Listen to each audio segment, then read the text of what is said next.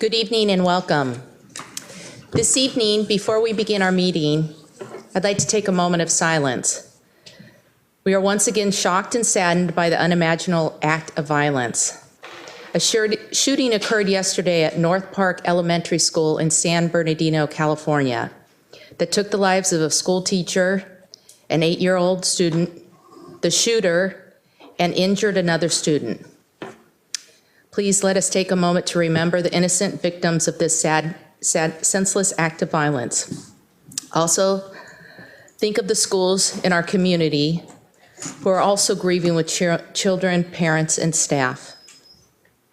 I ask that during this moment of silence, we renew our resolve for solidarity against hatred that breeds such actions, and that each renew our resolve to be role models of understanding and compassion so that our community's children live in a safer world.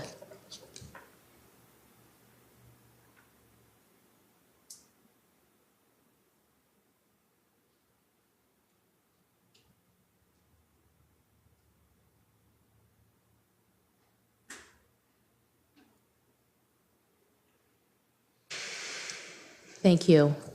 Will you please stand for the Pledge of Allegiance? Pledge allegiance to the flag of the United States of America and to the republic for which it stands, one nation, under God, indivisible, with liberty and justice for all. May the Secretary please call the roll. Director Andrews. Director Lusane. Present. Vice President Mason. Present. Director Mitchell. Present. President Winta. Student Representative Carrillo. Present. Student Representative Parikh. Present. Our first order of this evening for the April 11th, 2017 regular school board meeting is the adoption of the agenda.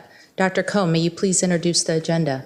Yes, consistent with plans established at your 2016 summer planning workshop, tonight's agenda contains several elements related to both the district's strategic plan and the board's annual goals. There is a segment this evening for routine business, a segment for recognition. Actually, it's a segment for performance, which we'll introduce when we're done with this. A segment for strategic plan, strategic progress reporting, and one for information items. There's a segment for new business, and I am going to ask you to add an item to that this evening, and one for upcoming agenda items, and a segment for board comments. Since publishing the agenda, the following items have been updated. Item 4.1, adoption of the agenda, was updated with a revised, let me say corrected, timing sheet. Item 7.2, approval of the personnel report was updated with a revised report. You may recall we published this agenda to you a week earlier than normal due to the spring break. We had a few personnel changes that we wanted to add. Item 8.1, superintendent's report will be updated during the meeting as is customary for regular meetings.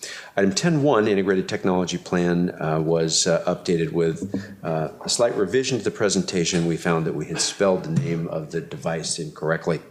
It turns out that Microsoft automatically corrects the name of the device to a different word. Yes, you'll see that when we get there. And I would appreciate your approval this evening for the addition of an item to the to the action items on tonight's agenda. Director Winta has submitted his resignation from the office of board president, and it would be appropriate for you to add that to the agenda this evening so that you can accept that resignation, and then we will schedule election of officers at the next regular meeting. The board may elect to change, of course, the order of business by a majority vote of the members, and once approved by a supermajority, simply acknowledging what we call by general consent, we can amend that agenda at this point in time and publish and you can approve a revised agenda. Okay, thank you. Is there a motion to approve the agenda as amended? Second. It has been moved by Director Andrews and seconded by Director Mitchell to adopt the addenda. Is there any discussion? Hearing none, we'll move to the vote. All those in favor say aye. Aye. All those opposed say no.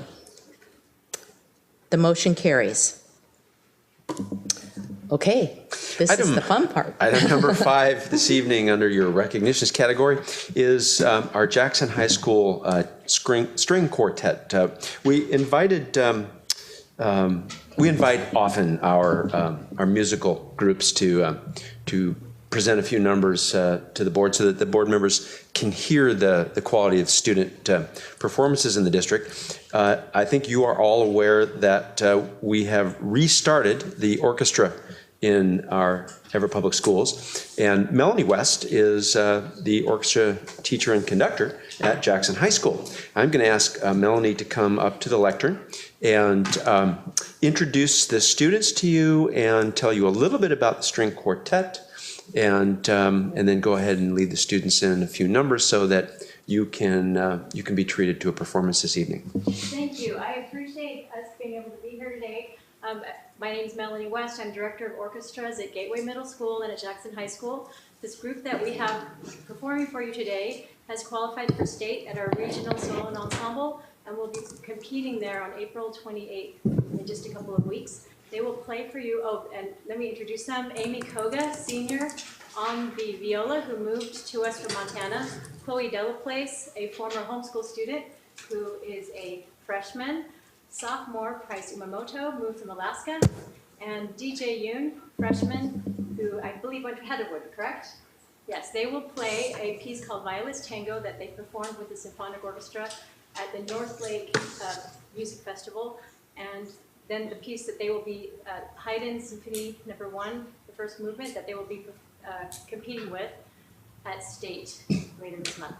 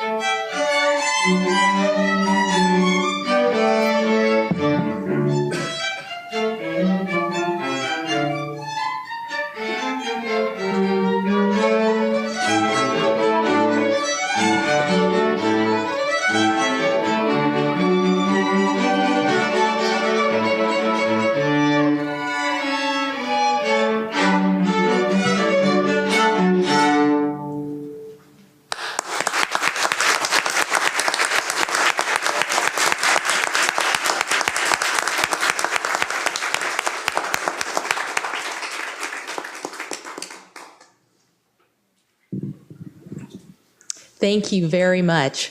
That was so much fun. Given that we have a long meeting ahead of us tonight and the sun's out today, could we possibly request an encore? Is there an opportunity for one more?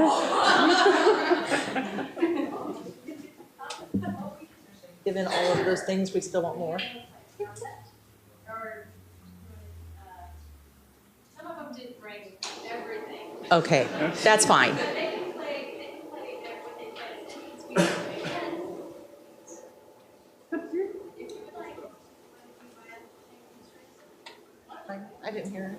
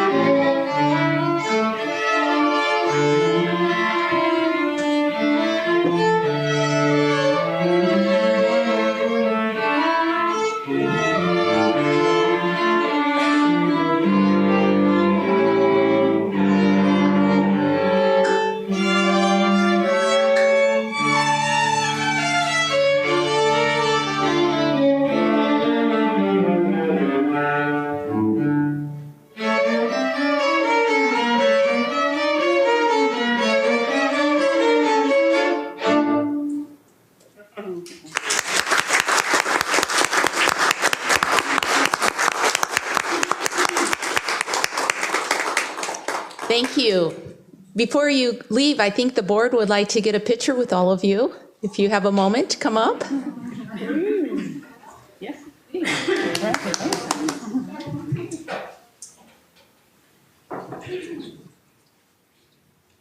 you for accommodating us with that last song. So glad we were able to bring this program and you guys are all benefiting from this.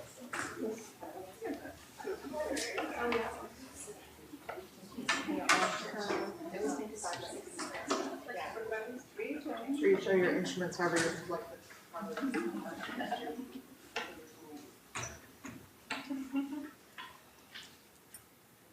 One, two, three. Thank you.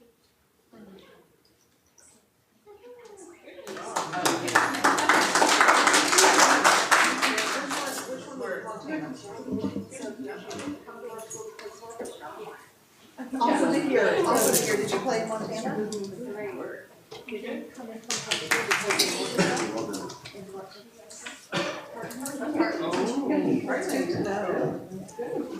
Take care. Thank you.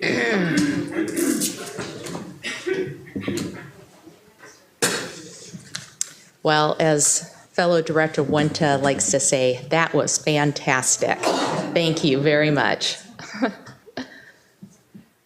Okay, we are now at section 6.0, public comments.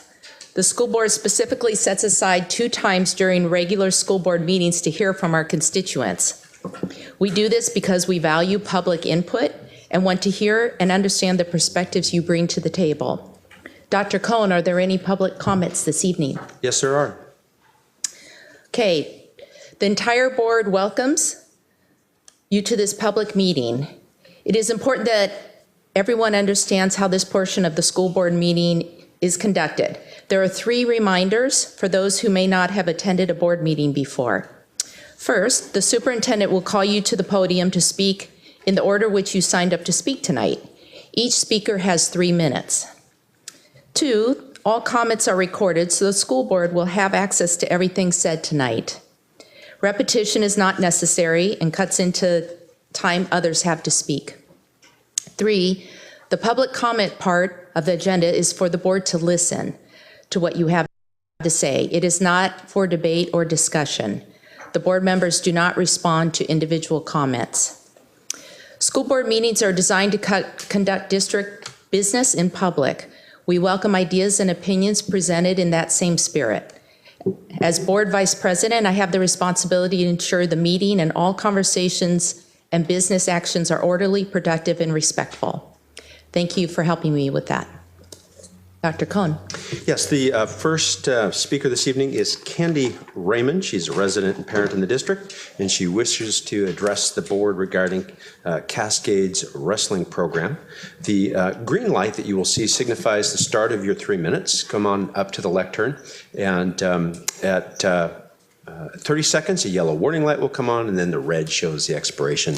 Where's the green? There are little buttons there. They'll light up in just a moment here. Oh. Yeah, you don't need it. You don't need to do anything. Yeah. Yeah. You don't have to speak into it, just stand. So I'm going to reset it now. You ready? Ready. Okay, here we go. Recently, I communicated with you about how we are upset with the release of Brooklyn Obregon as head wrestling coach at Cascade. I sent the results of a petition which showed overwhelming support from the community. It was noted his release doesn't have anything to do with his coaching or current security position, but we are all aware when anyone is terminated, it casts a black shadow on their abilities, and Brooklyn doesn't deserve it. The response I received from Dr. Cohn was very unsatisfactory. In fact, it skirted several very important issues which I addressed that need to be dealt with. The current system where a local AD is just an assistant principal doing time in the position to attain a promotion and has no athletic experience isn't working. Couple that with the coach who is quote unquote hired off the street and has to learn to deal with the workings of a behemoth school district leads to a recipe for disaster. My suggestion is there needs to be a documented mentorship plan in place to educate this AD to work with the coaches. It could be devised as a guide for the head AD to implement it, insisting both the local ADs and the coaches so everyone knows what's expected. Now, I'm well aware a coach's contract is year to year. What I'm contesting is the rationale behind this, leaving a decision to one person that has no experience in the field nor even has the time to evaluate it properly is a poor choice. Likewise, trusting that person whose opinion is relied on to evaluate a coach's performance is leaving us wide open for issues that are apparent in this case where there is an alleged bias. It's obvious there needs to be some checks and balances. My suggestion would be to survey the athletes and involve parents at the end of the season. This would be easy to implement and assist in making a proper evaluation. I truly understand the ambiguous nature of the coach's contract to give the involved parties latitude. It is difficult getting a good fit and might take several tries to get a worthwhile coach. However, once in place, they need to be supported, and I don't feel this is happening at Cascade. I have been a very involved parent at Cascade, donating many, many hours and more money than I care to admit. I don't have a suggestion for this situation, however, it definitely needs to be researched as it has alienated many. There seems to be a siloing effect at Cascade where there's a lack of cohesiveness between the administration and each of the activities. You can yell brute pride all you want, but unless you back it up, it's not there. It is difficult to witness and more oppressive to work under as an active supporter. I can only see where it starts at the top. I believe the value of athletics is underestimated. However, it is paramount to have it included in our schools. I'm sure we have all experienced fellow classmates who begrudgingly pursue their education only due to their beloved sport. Any tool which moves a student graduation and beyond is one worth having. The value of a good coach is exposing our students to yet another adult who can mentor and direct them in a way others are unable to reach. I am currently here because my son was shown he had potential and possibility to do more. My son has a learning disability and felt college was beyond him, but was encouraged with the possibility of a scholarship. He was supported, which instilled confidence, and given a dream, which he recently fulfilled by stepping on the podium at the state wrestling meet in February. It all became possible, when Coach Brooklyn took him under his wing and taught him how to fly. Brooklyn needs to be at Cascade to give other kids a chance to lift off. Please reinstate Coach Brooklyn. Thank you. Thank you very much for taking time to come here and share your thoughts with us. The next speaker is Crystal Judici. She is a resident and parent in the district. And Crystal, if you'd approach the lectern. I don't have any notes. Okay. I'm Crystal Judici. We've been extremely involved parents at Eisenhower and Cascade for many years. We lead Young Life. My husband's BCP president. He's coached football at both Eisenhower and Cascade. I've been a cheer coach mom. We've done a gamut of very involved in Coach Daryl McNeil's hiring. We love our coaches. We love our school. We're very invested. We have given time, talent, lots and lots of time, finances. We also lead Young Life for Cascade High School. We've done that for 8 years. So with all that said, my concern here today is watching a very amazing coach, which we are very invested in the kids. We know the kids well. We've known them well for years, different age groups and everything else because of Young Life. We have watched the impact that Brooklyn has had on these kids. It's been incredible. Some of these kids have come to us and said that they would not have graduated without Brooklyn. Some of them have been in tears saying, you know, he's impacted my life where no one could. He met me where I was at. No one else could. I know the impact as a man that he's had on this district. And then we've known him for a long time. We know his integrity. And I believe he's a transparent man who wants to do the best job he can do. And he's been as humble as he's known to be to make this work. He wants to stay. I'm asking for reinstatement as well. And I think my biggest thing I came to say today was, if you have 16, almost 1,700 people sign a petition to reinstate our coach, we're the community. We're the people who are with him, who are walking with him, he coaches our kids, you know, and if we want him that bad, why would the district not consider our opinion in reinstating him? We're the community. We are the ones who are invested in the programs and in the coaches and in the kids. You know, why would you not consider our desire to have him continue as coach at Cascade High School? So that's it. Thank you very much. The next speaker is, I hope I have this correct, Benneth Heikala. If you'd approach the lectern, she's a resident of the district and works for business in the district, and also would like to speak about the Cascade wrestling coach. So my name is Benneth. My son Connor is a junior, and he recently transferred into this school district this year, so we're brand new. We came from Marysville. He came from a strong Christian school in Marysville. I also graduated from. So he's used to hard work and loving but stern teachers. We were a little hesitant coming to a new district, but Brooklyn totally impressed us. He is very loving but stern as well. You can tell he pours his heart into the boys. He has a very dear hold on those boys. Those boys respect him. He will meet them wherever they are. Connor had a broken collarbone last year. So that was a concern. I was like, please do not get this kid hurt again. But Brooklyn totally came alongside of him, knew where he was at, and Connor just totally flourished under Brooklyn. He was a substitute for regionals this year, which totally amazed me. Brooklyn has the highest respect for Connor and the rest of the team. To see Connor flourish so fast under Brooklyn was amazing. Brooklyn also just led the boys into victory time and time again. He would stay as long as possible to help and guide my son and the rest of the boys. He has such a desire to be there, and for him to be treated this way is disgusting to me, how such a loving and caring coach could be treated so poorly. I'm asking for you guys to reinstate him. Connor frankly doesn't want to be under another wrestling coach next year. He's just as disgusted as the rest of the team and the rest of the parents are. So I would encourage you to do your best at really thinking of the kids and the school. A lot of people love Coach Brooklyn and Cindy, his wife, and I just hope that you find in your heart to really ponder this. So, thank you so much. Thank you very much. And the fourth speaker this evening is Cindy Obregon, who is wanting also to speak about the Cascade Wrestling coach position, and she identifies she's a parent in the district. Hi, thank you for your time. I know this is short. So before I get cut off at the end, I just want to say thank you to Dr. Cohn for the nice email you responded to. I do appreciate that, and I appreciate all the kind comments you said about my husband. I took it to heart. And I do appreciate everything that you guys do on behalf of the district and the community, and so does my husband.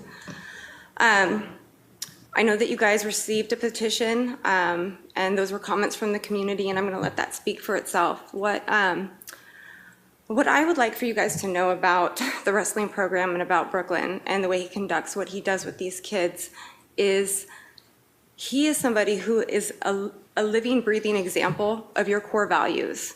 And everything he does with his program and with the athletics and the wrestling there and with those kids is in support of your guys' strategic goals and what you're trying to do to get all of these children to graduate. This man is the only coach that I know that has a mandatory study hall. That is how his practices start. Every kid in his program starts with a mandatory study hall, and these kids do sit down and they do their homework.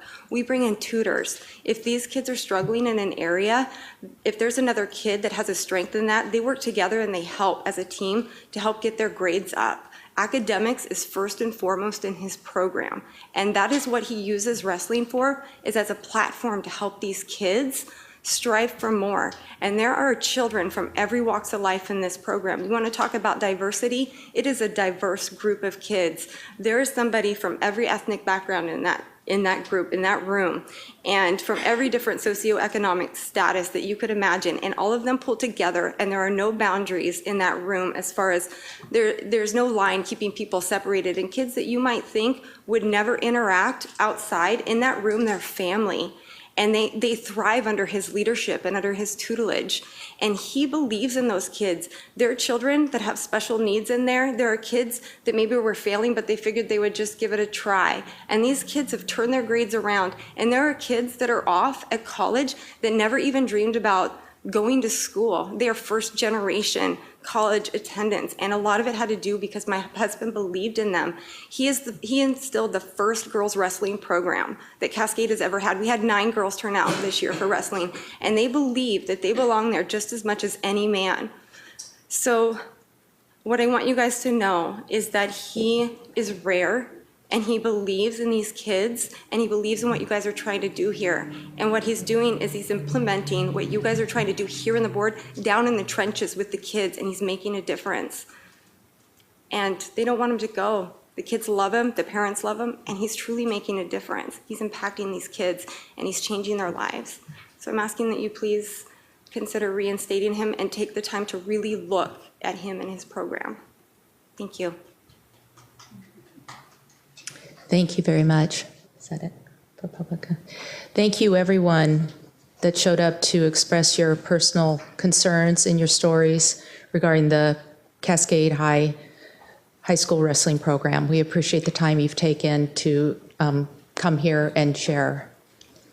The district appreciates Mr. Obregon's service to the district and acknowledges his passion and support for wrestling. We also recognize his efforts to help kids succeed in wrestling and in life. So thank you again. We appreciate your time.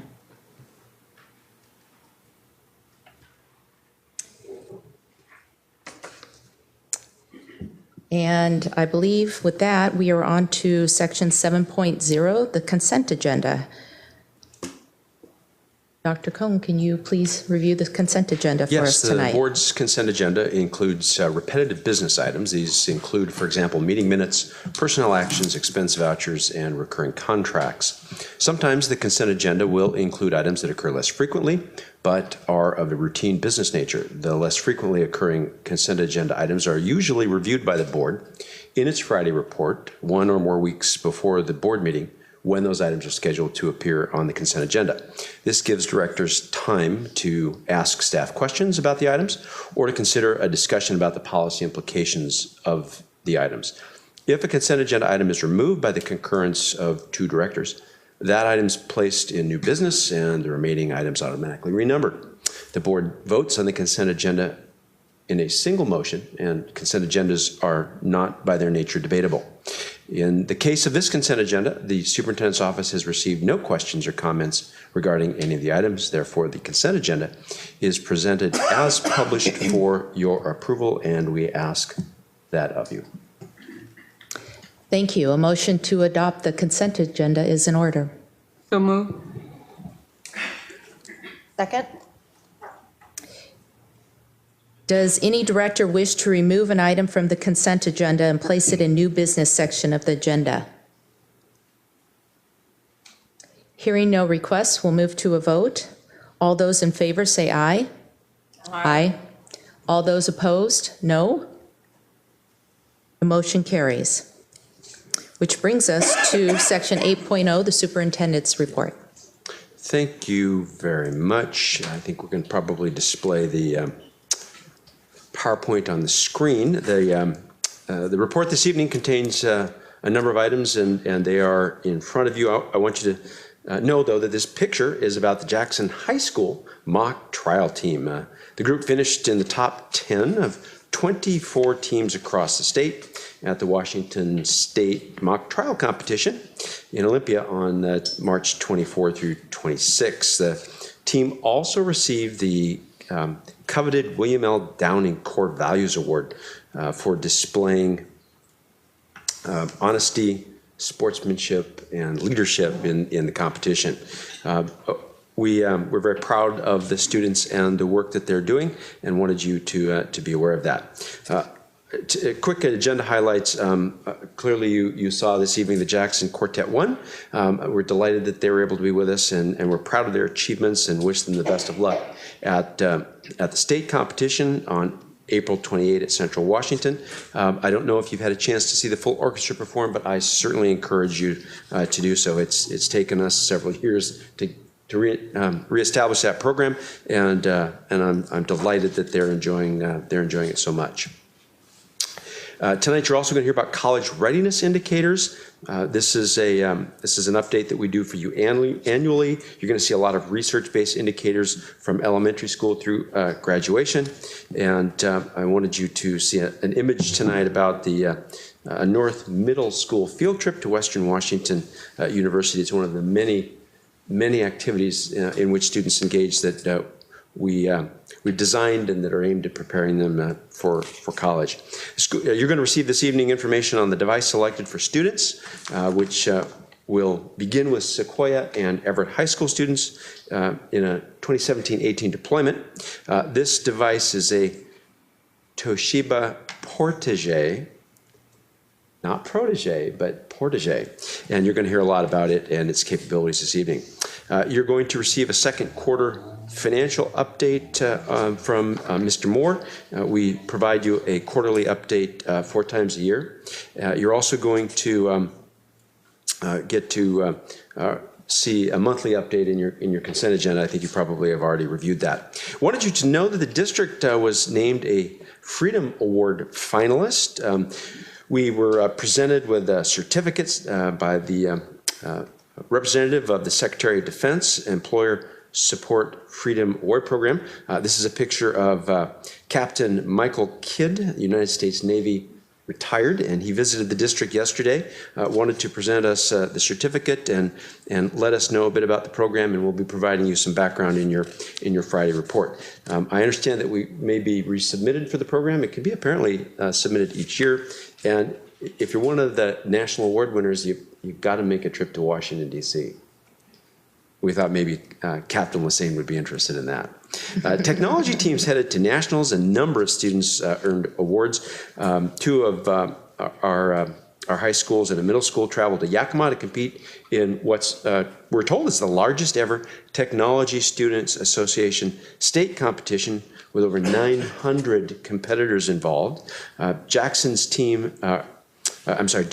high school had 12 teams earning gold, silver, or bronze awards, making them eligible to compete at the national level in Orlando. We're very, very proud of them, and we're looking forward to good news about their competition at nationals. Smarter Balance testing is underway, and we started with grades 6 through 8 in English Language Arts. Our Learning and Information Technology Systems team, as in the past several years, is working very closely with schools to support them as they implement the testing schedules.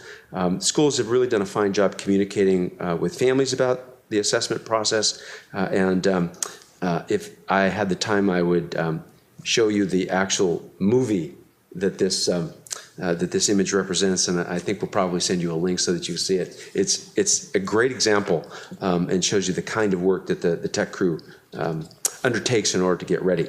I wanted you to know that the district received a letter of interest from the Everett Museum of History, and our real estate advisor has evaluated the responsiveness of the letter. You'll hear about that later this evening.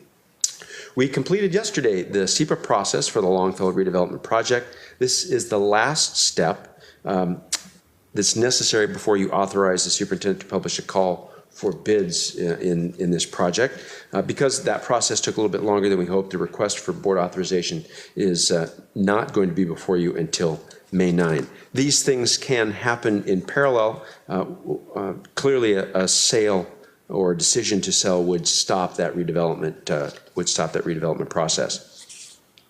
Wanted you to be aware that we received a few letters, a few emails as a result of your March 30 session on enrollment in the district, and we published some of the results for you, and you'll be receiving notice of some additional presentations that Mike Gunn is going to be doing in each of the 3 regions, so that folks have additional opportunities to come talk with us about enrollment and the variety of options that are certainly possible in addition to the possibility of building a 4th comprehensive high school. Wanted you to Be aware that we've invested now in 32 days of professional development for both certificated and classified staff at multiple schools, as well as for facilitators and specialists. 285 staff members were trained in anticipation of the next steps in our technology process. Staff satisfaction regarding the training was quite positive. The secondary overall rating for 16 sessions was 4.64 out of 5 possible, and elementary overall rating for those sessions was 4.3. We're very, very pleased with the training that our contractor has been offering for us. Wanted to remind you that the Early Learning Symposium is coming the 29th of April. It's a Saturday. Wanted you to know that the Early Learning team's coordinating the event and actively recruiting participants. We have a number of very fine speakers. You can see their itty-bitty pictures in this particular image. And would like to know, I think we've heard from Director Lassane about attending, and just want to do a double check to see if anybody else is planning to attend. And it's certainly not a requirement, it's not one of your special meetings, but I wanted to just check with you to see if you were. You know, Vice President Mason is checking on her availability for opening remarks. Okay, well, we'll certainly expect oh, excellent. Okay, we'll certainly expect then to see Director Lassane for the event then. Wanted to give you a quick update on construction activities. The bids were open for the Gateway Middle School projects, roof and mechanical systems, and you'll be presented at a future meeting the bid award for this. It takes a little bit of time to ready that for you. Wanted you to know we did not receive any bids for the Phase 1A safety and security upgrade projects, which were to take place at 5 elementary schools. The one bid that we received was 75% over our estimates. As you know, the construction market is very hot right now at the peak of an economy with historically low unemployment rates in our area. So we're examining alternatives to the approach that we took with bidding those 5 projects that we wanted to complete this summer. School visits for me this past month involved a number of elementary schools and middle schools and 2 of the high schools. As you know, we brought the state of school review process to a close at the end of last month, just before spring break. And I also would note that I had an opportunity to hear the orchestra and band concert at Jackson High School and a choir concert at Everett High School. I have to tell you, those are a great deal of fun. Number of community visits over the past month. I don't think there are any I would, well, there's one on this first slide that I would remark on in particular. We have invited all 3 announced mayoral candidates in Everett to come meet with the leadership team to understand a bit of a history of the city-district relationship and what we think the future holds. From our perspectives, of course, we wanted to make sure that all 3 candidates were very aware of that. A number of other activities throughout the course of this past month included some visits to the legislature to talk about a variety of the district's priorities, and also met with a number of Snohomish County executives, and we took a look at some future products or new products that the state consortium, computing consortium, is putting in place, and also met with Senate Early Learning staff on on some topics in Olympia. In addition, we participated in administrative council meetings for both skill centers we are now a member of, the Snow Owl Skill Center and the Eastside Skill Center that's called WANIC for short. I don't know that you recall, but we had a state board meeting here this past month. The State Board of Education met in the district office, and we, I think, participated in 3 different presentations for the state board folks. Those are, I think, highlights from my meetings and school visits during the past month. I wanted to take a quick forward look. You've got 2 special board meetings coming up, one on the 25th of this month, one on the 2nd of May.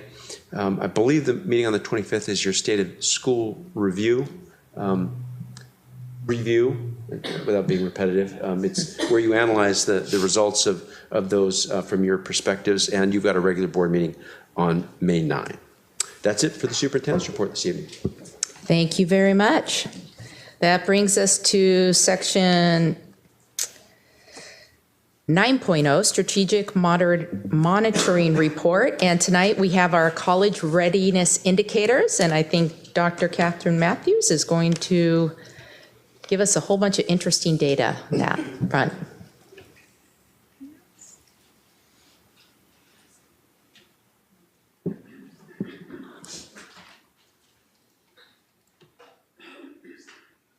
All right, good evening. So today I'm here to review the college readiness indicators by grade band, talk about the work that we've done in terms of developing these indicators, and then review the specific data set. Here you see the key performance outcomes. I won't take time to go over those. Just a little bit of background. This work really is an evolution of the on-time graduation work, where our focus has moved from graduation to graduating on time and then graduating college and career ready. And that focus has expanded even further to go beyond high school, the 9-12 grade band, to a K-20 perspective from early learning to college. The original data set, which I presented last year, was based on a review of research through the existing research, primarily through the John Gardner Center at Stanford and AIR, which did an extensive meta-analysis. And that was really just a starting point for further exploration. And last year, there was a board meeting, several quarterly cabinet workshops, and then, of course, some work with the EPIC organization, which resulted this fall in a review of these KPIs at the quarterly cabinet workshop, which I'm going to present to you today. So college readiness in Everett Public Schools. Everett Public Schools graduates are college and career ready. They have the academic knowledge, attitudes, and skills to be successfully transitioned to college level coursework, workforce training, and or employment so that they can adapt to an ever-changing world in pursuit of their goals.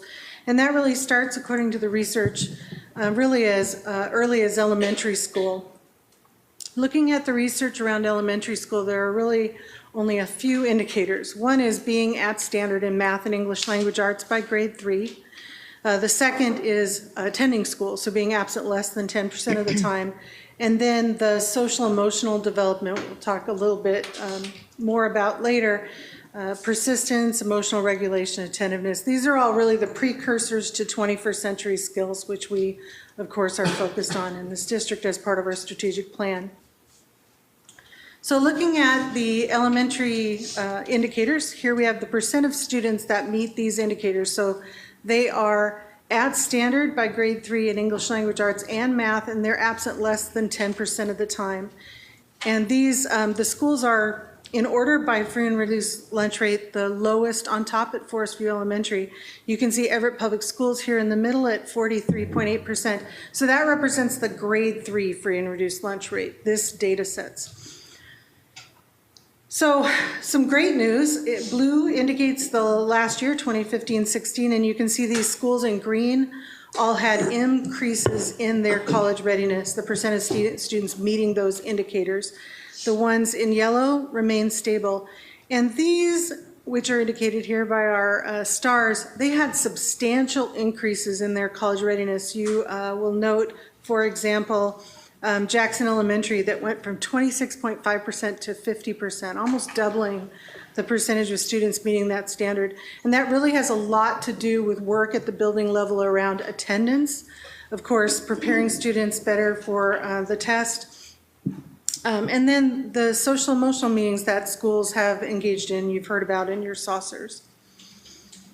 At middle school, the standards are to be, or the indicators are to be at standard by grade 8 in ELA and math, to have taken Algebra 1 by grade 8, to have less than 20% of your absences, and then, of course, the 21st century skills attainment. So here we have actually the indicators in two ways. The blue bars represent the students who have met all three indicators. They're absent less than 20% of the time. They've met standard by 8th grade, and they've taken advanced math. So Gateway, for example, is at 50%. And again, the schools are in order by free and reduced lunch. And you can see here, Everett Public Schools overall, as well as Gateway, Heatherwood, and Evergreen, all improved in that from 2014-15 to 15-16. The silver bar represents just meeting a standard by 8th grade and meeting the attendance standard. So that's with the Algebra 1 removed. And you can see that bumps up the college readiness quite substantially. And we saw improvements at Heatherwood in Everett overall and then in Evergreen Middle School as well.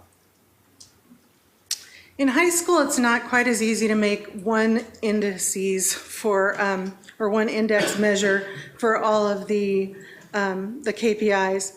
As you can see, maintaining a cumulative GPA of 3.0 or higher, meeting the college and career readiness benchmark on the SAT, as well as the state exams, earning AP qualifying scores, enrolling in the chart classes, and meeting the college admissions minimum standards. Those are all indicators of college readiness. And so we're going to look at those individually.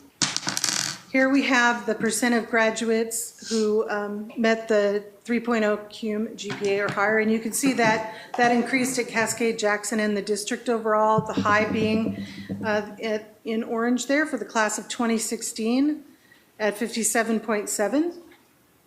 When we break that down by socioeconomic status and ethnicity to look at our gaps, you can see, again, we have made improvements in both of the socioeconomic groups, as well as in some of our ethnic groups, Asian, 2 or more races, and white students. When we compare low-income to non-low-income students, you can see that there's a gap, 23.2%. As well as a gap between the number or the percent of students who are African American or Hispanic meeting that standard. So we have a ways to go in those areas. The ends, by the way, are those suppressed numbers, so groups that are very small. Meeting the college readiness benchmark. So one of the things I want to say at the outset of this is, remember, this is the first class to take the Smarter Balance. So a substantial number of students did not take the test. And in fact, as is not common, it was in fact the high achieving students that often, or in this case, chose to not take the test. So I predict these numbers will improve. I rarely make predictions, but I'm going to predict on that. At any rate, the English language arts, the percent of students meeting the college and career readiness benchmark in English language arts was higher than in math for every single school. Everett High had the highest. Remember, they had the highest turnout for the test as well. And here we have the gap data. So again, low income versus non-low income and our different ethnic groups. See, English language arts was higher than the other math or meeting both standards.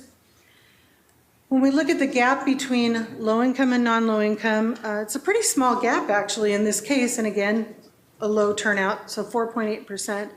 When we look at the gap between English language arts and math for each of the groups, you can see there is a greater gap for low-income students. So they do lag in math a little bit more than non-low-income students. And then, of course, you see that we continue to have a gap between Asian students and different ethnic groups, most notably our African American and Black students that had a particularly low performance in math. When looking at this, the Scholastic Aptitude Test and the percentage of students who met that standard, it was pretty stable overall. Everett High had a slight drop from 2015 to the class of 2016. Jackson had the highest rate meeting this benchmark. It's really important to remember that we test every single junior. And so when we can't really compare ourselves to national numbers because those are generally self-selected, weighted very heavily toward that. But of course, we want to see these numbers go up. Again, when we compare socioeconomic groups and our ethnic groups, we see a gap.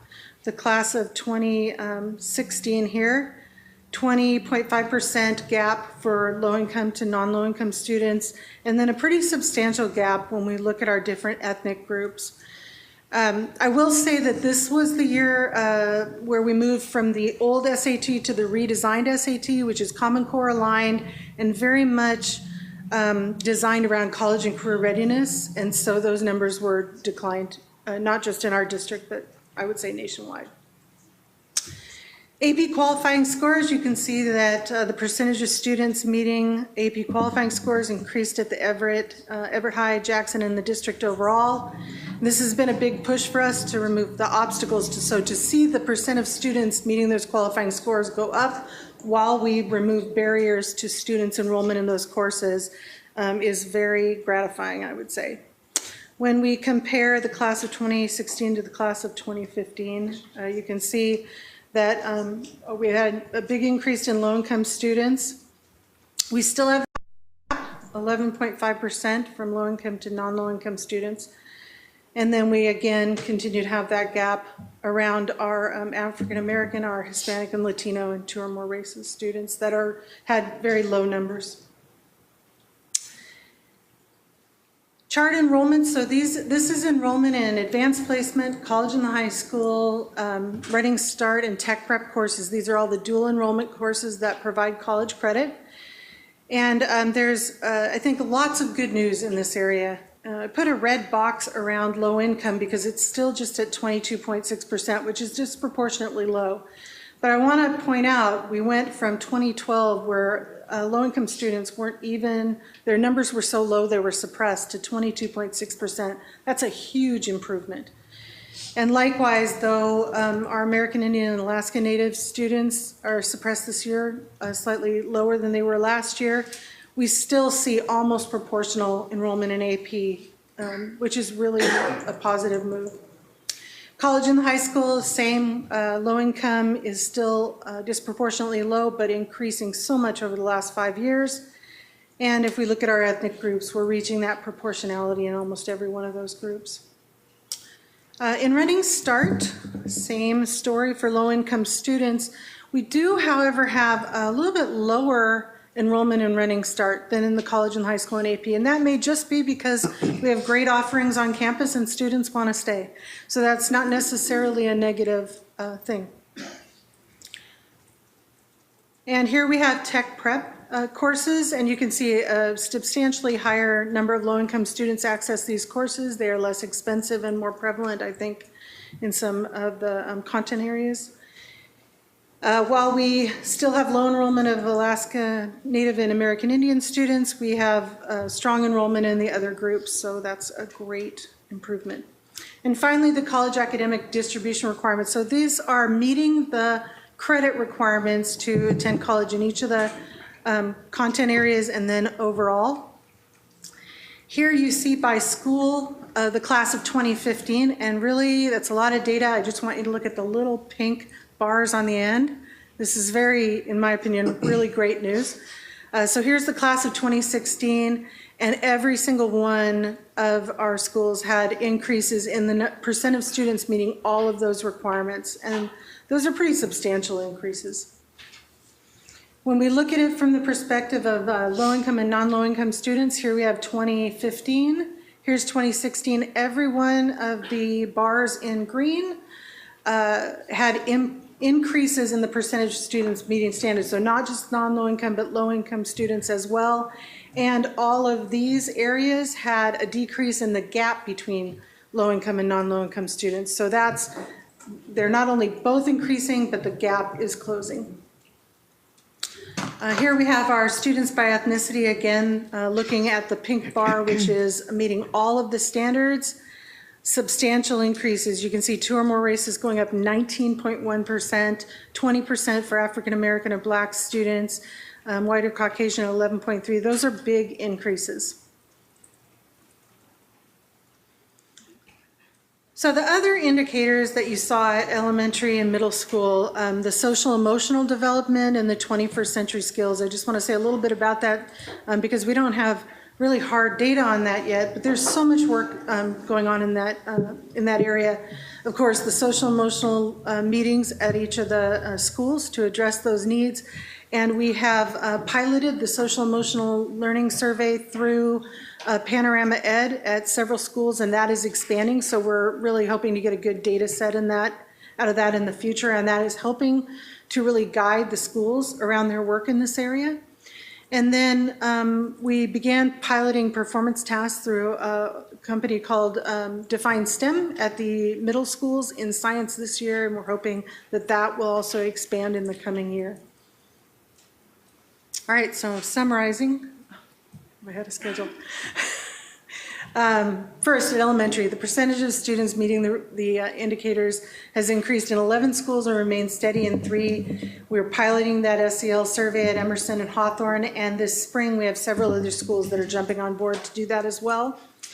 At the middle school, the percent of students meeting the indicators increased in 3 schools. We piloted SEL at Gateway. We have a couple of other schools coming on board, and at Gateway and North piloting those performance tasks.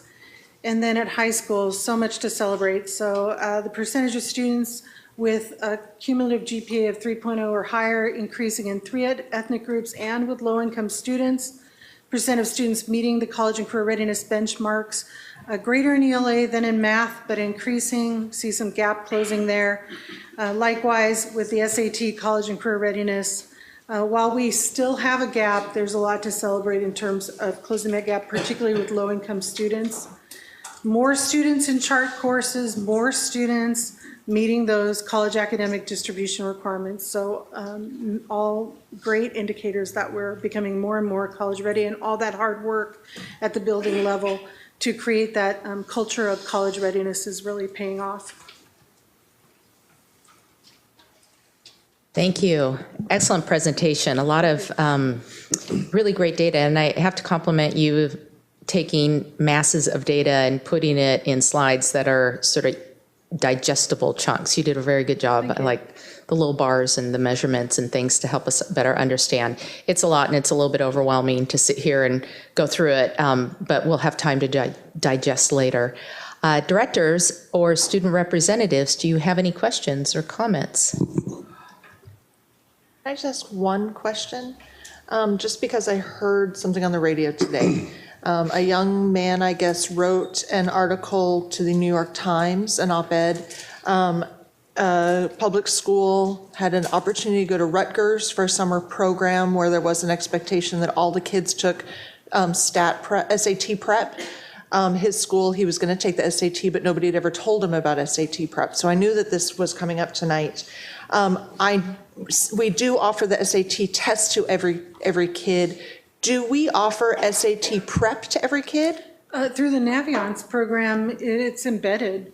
Okay. Yeah. Thank you, because it just because I heard it today and I was like, what a missed opportunity if we're giving all the kids the test but not teaching them how to take a test that they might not have seen before. So thank you. Yeah.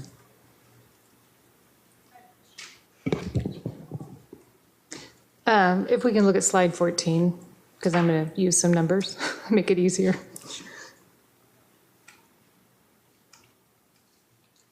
I just want to clarify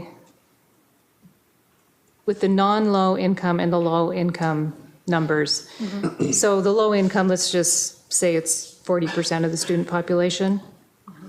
So is the 28.8% or 28.8, is that 28.8 of the 40%, or is it 28.8 of the total student population? So it's based on the demographic makeup of the graduating class of 2016. So we have that rate of 46%, maybe district-wide, but you have to remember every school or grade level has a different percentage. But you're right, it's taking the low-income students in that class, and 28.8% of those students met this standard of having a cumulative GPA of 3.0 or higher.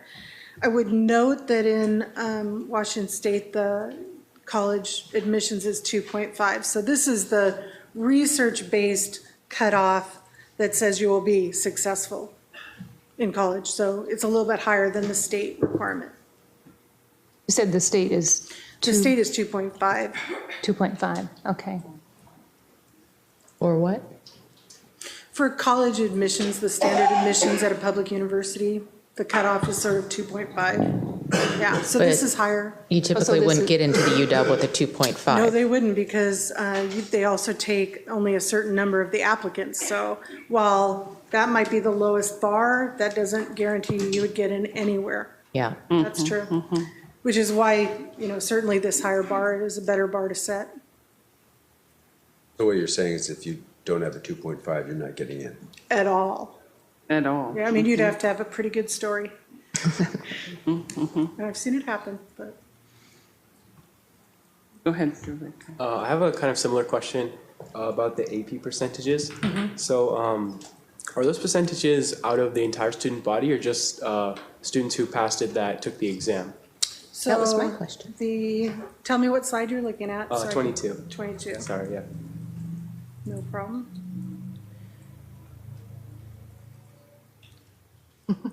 So this is the percent of students in that graduating class. So they might have taken those tests at any time. And there's another slideshow from earlier this year with the AP that's more detailed about that. So it's not the percentage of students took the test. Right. It's out of that entire class, what percentage of them. So some maybe did not take an AP class at all or any test. I mean, it'd be great if we had 100% in AP. I have a question. Going back to slide 17, and I'll first ask the one question here. When the percent of students earning AP qualifying scores has been increasing, but the gap continues by ethnicity and socioeconomic status. That's the first one question is, in your opinion, what must we do in order to decrease that gap or increase the number of qualifying AP scores by ethnicity and socioeconomic status? That's one question. And then when you look at I was looking at the slide for percentage of kids that get 3.0, the one that Director Andrews mentioned. Okay. 3.0 GPA. What must we do to increase, in your opinion, what must we do to increase the percentage of those students earning 3.0 if, in most cases, colleges will not accept those students that have below, in some cases, 3.0 as a GPA, a graduating GPA? What must we do in both of those cases to increase those GPAs to allow kids, more kids to get into college, as well as to increase the amount of AP scores for those according to socioeconomic and ethnicity? What must we do? So that's a big question. Yeah. I'm going to start with AP. So district-wide made a tremendous commitment over the last 5 years to reduce the barriers to enrollment in AP courses. We have AP Equal Opportunity Schools. We have had AVID for 12 years. So what we've done is we've increased the diversity of the students in those courses, and that is where you have to start, right? If students aren't in the courses, they can't be learning, they can't get those scores. So the next part is to provide them with the support to be successful, but that is not just a high school thing. And I think when you look at the data around grade 3, that's where the hope, in my opinion, starts, because really for students that are coming from high poverty schools or very diverse schools, we need more of them at standard by grade 3 to be more at standard by grade 8 to then in high school take on those greater challenges. And that's a system-wide thing, and that's something that we have in place. It's part of our strategic plan from early learning to college and career-ready graduation. So that's, there are many probably specific things I would turn over to instruction or teaching and learning to talk about in terms of what's happening in classrooms, but that's really what has to happen. We have to have students who leave 3rd grade at standard in math and English language arts who are attending school regularly so that they can learn. You're not here, you're not learning, right? And we are embedding those 21st century skills. So things like embedding the performance tasks, which requires students to draw upon their knowledge from across content areas, but also from those 21st century skills to really solve the big problems. That's where we get the deep thinking, the deep learning, the rigor that's going to lead to kids being successful in high school. I do think it's a good start that during summer, we're offering the middle school, summer school, for those kids who are challenged at meeting standards or even want to get ahead in math. So I think that's a good start there as well. And we have some other things that seem ancillary that are making a huge impact. World language assessment, the commitment the district's made to provide the world language assessment during the school day at a very significantly reduced cost. In 2 weeks, we'll have 260 more students taking that test.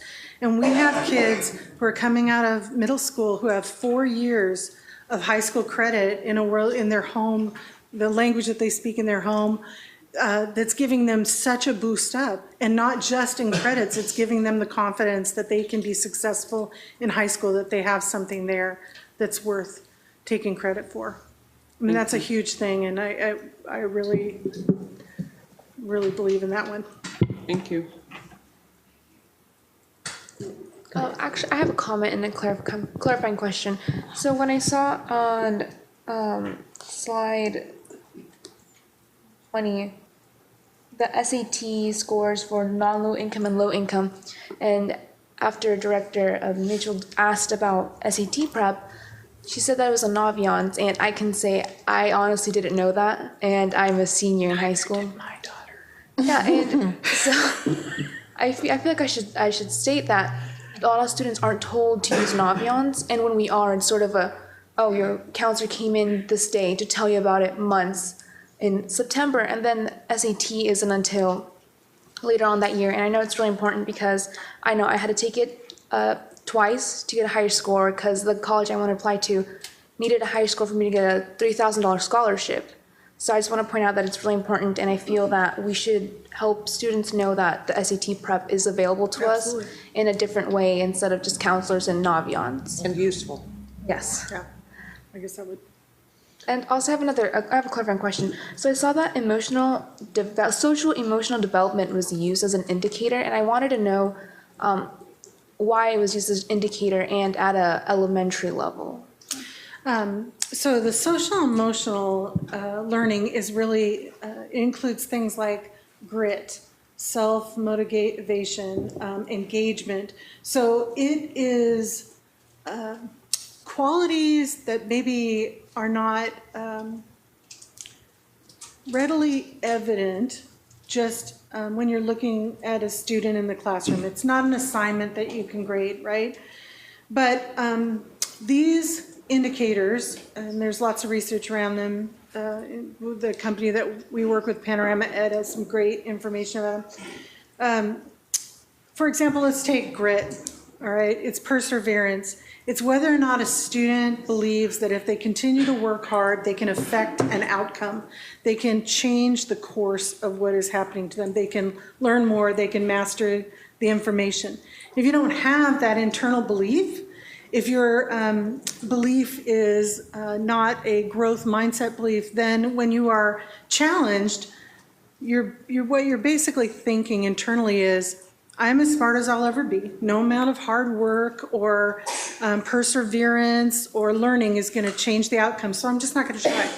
And what we want students to do is develop that self-efficacy so that when they're challenged with the task, they say, I have experience that says if I continue to work hard, if I learn some more, if I get some help, I actually can change the outcome. I can be smarter, I can do better on this. So the social emotional piece, it has many facets. Grits is just one of them, but they are the thinking qualities that help a student to be successful later in life. Very well said. Thank you. Yes, and great questions. I think most of mine got answered. I did have one question about SAT scores. You had mentioned that we can't compare ourselves nationally because of the self-selection nature of the SAT, but are there states or districts that are moving toward using the SAT as a benchmark for graduation rather than, a state test like we're doing with the SBA? There are some states that are looking at it, and it is permitted in federal law, but what you have to understand is that it has to go through the same level of review that any state test goes through, which means it has to be aligned to your standards. It has to allow for alternatives for students who are in ELL or special ed. There's a whole number of things. So it's kind of on the cusp of, hasn't happened I think every really at state this is point. probably looking for another state to go through that process because it's long and it's expensive. Yeah. But there are districts in our state and other states where if you look at their college board numbers, you can tell they are testing a graduating class. And so you can find ways to compare. I guess it's just important to remember that we don't exclude anyone. And so if we removed students that lack any of the college readiness indicators, so we only include students who are college and career ready, our numbers would be very different. Yeah. But that's not what our ethic is, right? Right. Great. Any additional questions? Well, thank you very much. Great information. Okay, I think at this time we have Brian Beckley and his team to talk about student devices. It's getting very exciting. Yes, it is.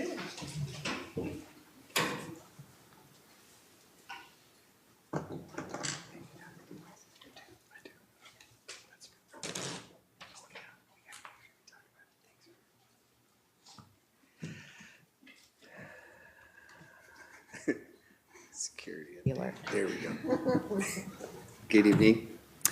Yes, we are very excited to be back with you again this evening. We were here a few weeks ago to give you an integrated technology plan status update and shared that we'd be back in a few weeks to give the next update, which is about the student device and its selection process. So joining me in giving the presentation are the directors, and I just want to make note before introducing them that I publicly want to talk about how lucky I am to work with an amazing team.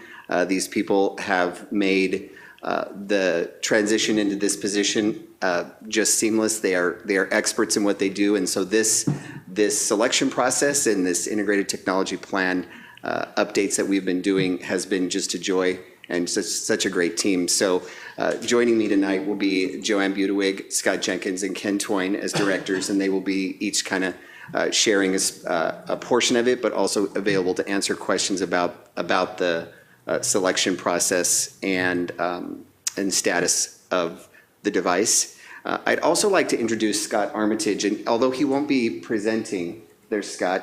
You will hear from Scott relatively over the coming years a lot. He's the one-to-one project manager, and so when we're back here in June, he'll have a part of our presentation. We just hired him a few weeks ago, so you even had a chance to meet Scott, but he's going to really take the lead on the deployment of the one-to-one devices over the next several years. So welcome to Scott, and you'll be hearing more from him in the coming years.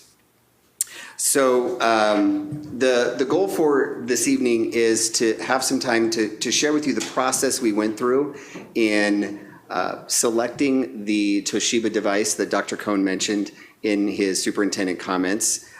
Included in the process of selection, the different opportunities and feedback we received from the different stakeholders. And so we'll be sharing who was involved, how they were involved, and some of that feedback. Then leading us to the selection of the Toshiba device with some specific information about this device. And this is the device we are purchasing for Everett High School and Sequoia. And we're already getting some initial devices in to begin piloting those and testing those in our current environment. And so those are already starting to sort of trickle in. And we'll give you some specific information about that. I'll also make note, and I think Ken will probably mention it as well, but we wanted you to have an opportunity to touch and feel the device, but also during a presentation, it might be a little bit of a distraction. So we're going to have them out. So during break, because right after our presentation is a break, he'll talk about the different configurations we'll have ready for you. You can spend a little time with the device itself. So we'll talk about it and show you at the lectern, but then give you an opportunity to see the device up front in well, not only during break, but after the meeting. And then opportunities for question and discussion afterwards. So again, our strategic plan, we highlighted in bold the areas specifically about this that this device selection really touches on, but our strategic plan really cuts across all of the priorities for the district. And again, our goal areas connected to the national technology recommendations, but we also included that outreach goal with board recommendations. This continues to be our foundation and our guide, and you will see referenced throughout each of the slides sort of where it falls in the integrated tech plan, this device selection. So with that, I'd like to call Joanne to come forward and share a little bit about the process and opportunities for input. Hi, so I'm excited because my favorite part was getting out to the schools and seeing the kids and watching them, the students work with the devices. We did start with recommendations from Microsoft and Intel and what was in the market, what was durable in the school climate. We went from there, we used the digital inking. We had 9 devices they first presented us with. We tried them out in our department, and then we went to the Technology Advisory Council for initial feedback. We got to the high schools, we were narrowed down to about 6 devices. As we pursued, we saw about 300 students. We went to all 4 high schools. We had about a half a day with the students coming in. They went through a series of different exercises. We brought them out for the parent technology night. We had some students there as well. We took them to our instructional leadership team, and we had some staff open houses. So we had the teachers input at the schools as well to give us some feedback. We were at Everett's parent night. It was a lot of fun to Barker, hey, come see the device. And we went to the PTSA Council, and as well as to cabinet. And so we were able to take through that process, and really it narrowed down to this device. It had everything they were looking for. In comparison, one of the key, a double-facing dual-sided camera was a highlight. The ability to, they loved the inking on this pen and how it worked, like turn it over and it was an eraser. And so there was a lot of feature sets that they looked at. They were a little concerned about it coming apart, but it has a lock to it. So in their feedback, overwhelmingly in every group, they liked the ability of this device and how it worked. And then a key component to that became some of the tech questions they answered. So I'm going to turn it over to Ken Toyne to talk about more of the technology behind the device. So let's take a closer look at the device via this snazzy. The Toshiba Portage Z20T is the perfect balance between mobility and performance. The 2-in-1 detachable has a 12.5-inch 1080p IPS display.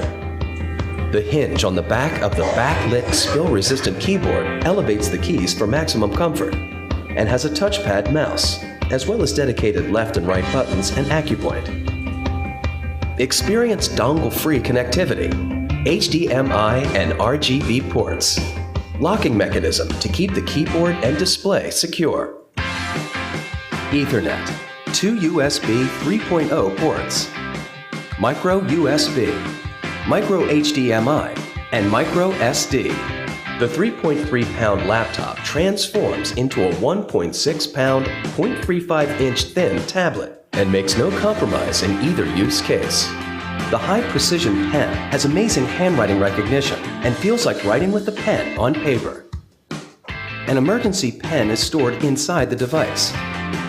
The screen has a special coating that reduces glare and makes fingerprints less visible. Utilize the keyboard and screen in forward or reverse mode. Leave the keyboard connected and use the tablet with the keyboard concealed. The Portage Z20T is powered by Intel Core M processors, which deliver the ideal combination of business-class performance and battery life. The Z20T operates silently with up to 9.1 hours battery life rating as a tablet and an unprecedented 17.4 hours battery life rating with the keyboard dock. Supporting both Windows 7 and Windows 8.1, this durable and reliable 2-in-1 goes through the same rigorous testing as all of Toshiba's business-class PCs. With Toshiba's 3-year limited factory warranty, you can ensure an unsurpassed mobile computing experience.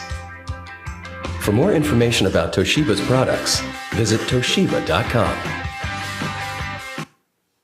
So that's a quick introduction to the device. Some of the highlights that I'd like to point out even more is when we talked to Microsoft and Intel, they both stressed heavily that we get a CPU that's truly capable of the inking technology. Not any laptop will function well with inking. So we were guided by them as to what type of technology the CPU needs to be capable of. And it's a fairly high-end CPU for this. And we were able to isolate this particular device as probably one of the higher performers for inking, which is nice for this, this purpose. The 256 gigabyte solid state drive, that's a good sized drive. Since it's solid state, it helps with the battery life. So again, that extends the battery. You saw the built-in network port. That really streamlines the provisioning of the device. So it really simplifies the tech team's ability to get these things provisioned and in the student's hands quickly, which is vital. As Joanne noted, the front and back high-definition cameras were a really high selling point for the students that we talked to, as well as the teachers. In fact, many of them noted that why are we even considering a device without both front and back cameras? Some of the devices had that fell off the list as we progressed through the process. The pen itself is a battery-free pen. It's a fully active pen, but it doesn't require batteries. It uses a technology that essentially powers the pen via the screen itself. There's a magnet. It's pretty cool. It's almost like Star Trek technology. The spill-resistant backlit keyboard is nice. Again, you can pour water on the thing, shake it off, and continue with the use.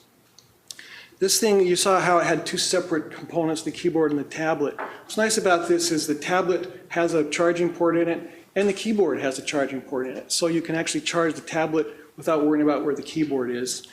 Both systems, both pieces have like 3-cell batteries in them, and that really accounts for the 17-hour battery when it's together. We found that the battery that marketing feature is actually true. It's just amazing how long this battery's been lasting. And finally, when they do end up charging the thing, many of the units that we looked at had fairly large charging, we call them bricks, warts, that kind of thing. This one here is very small, very compact, should fit nicely in a student's backpack, or staying home is not a big deal. And this is the only device that came with a built-in 3-year factory warranty. All others were 1-year warranty. We invested in additional 1 year for a total of 4 years, but that investment is a lot less expensive than we would with another device that just had a 1-year warranty.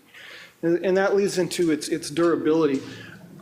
Given what we expect these units to go through over the next 4 to 5 years, it's vital that we had a system that was capable of reasonable use and borderline unreasonable at the time. So we went with, we sat down with Toshiba and had they walk through their rigorous testing for durability. You'll see that it's gone through some extreme temperature tests, vibration, structure tests up to 220 pounds. That's pretty good. Then the pressure point tests, the dropping the unit on a steel plate survives that several times.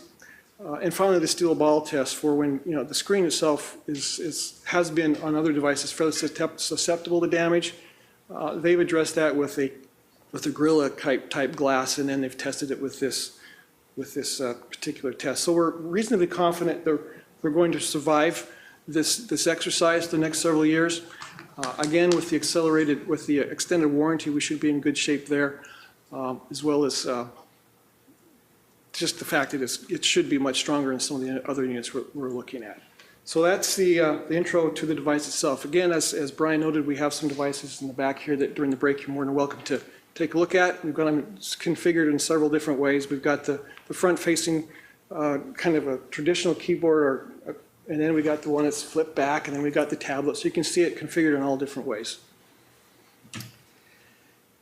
So, in summary, we wanted to give you an opportunity to hear about our selection process and choice for the student device at Everett and Sequoia. give you an opportunity to experience those a little bit at the break as well, and an opportunity to ask any questions about the device selection or the device itself. We will be back again in June to give you another integrated tech plan status update. There'll be a lot more detail about the deployment schedule, and we'll be in our summer prep mode, but we'll be sharing that timeline and more updates when we see you in June. But any questions about the device? Excellent, thank you. Directors, do you have questions? I have a question, and this is really great to have this information now and to know when it's rolled out to the students in high school, you know, those students that go to Everett and to Sequoia, they may have brothers and sisters that are at other schools. It's possible. And it may be such that their parents may want to purchase something for one of their siblings. Is it possible for them to purchase through the district these devices, or can they go and purchase them elsewhere on their own? We don't have plans for families to purchase them. We could give them the details of the device for them to purchase on their own. But no, the plans we have are just for the selection and the purchase for our students. Can you give me any idea how much a device like this costs? Well, I'm not, Ken might know the retail price. When we're purchasing them, you know, we're purchasing the extra year, the extra warranty, and there's other extra costs sort of built into that. So I'm not sure what the retail is. The device retails for about, that's configured about $1,700, but that's just for the device itself. As Ryan noted, we've added a number of services and additional features like the extended warranty. We're getting them for about $1,350. Mm-hmm. Thank you. Mm-hmm.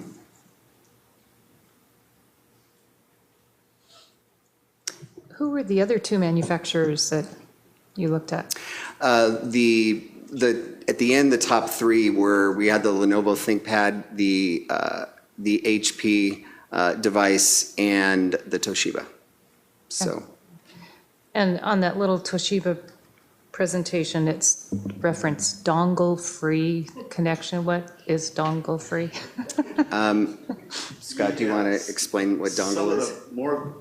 Especially the HP and the Lenovo, they have just like single ports, and they have dongles, and each dongle does something different. Like you plug it in, it's USB, then another dongle will give you the network connection.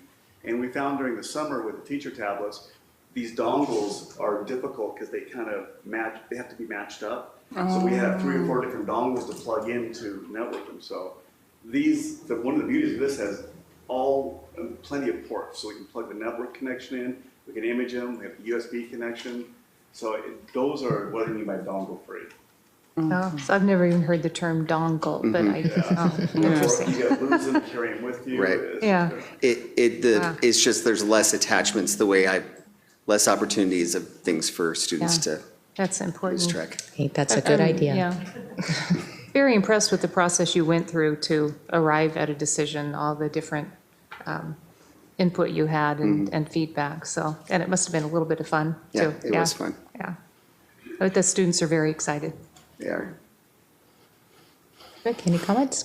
Yeah, so I was just wondering if the weight of the device was taken into account when choosing, considering how heavy backpacks already are. Yes, that was some of the feedback from students and from teachers was the weight. It was sort of a positive and a negative. It's more durable. It's pretty solid, which is nice. Actually, some of the students, the concern with the HP was that it was almost too light. It was too. They worried about the durability of it.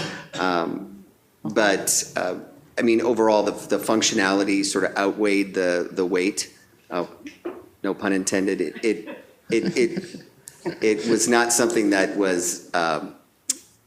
Stood in the way of their support of the device, but they did note that it was a little more bulky than the others. But they like the features of the Toshiba for sure. Does it fit easily in someone's backpack?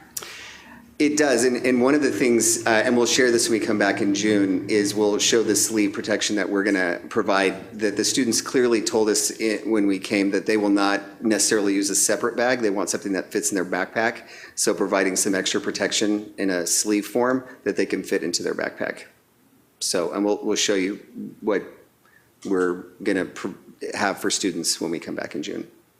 That was one of the considerations, is how they're going to carry it to and from home. I'm wondering also, I know that Toshiba just left the phone, they say they're leaving the phone market. I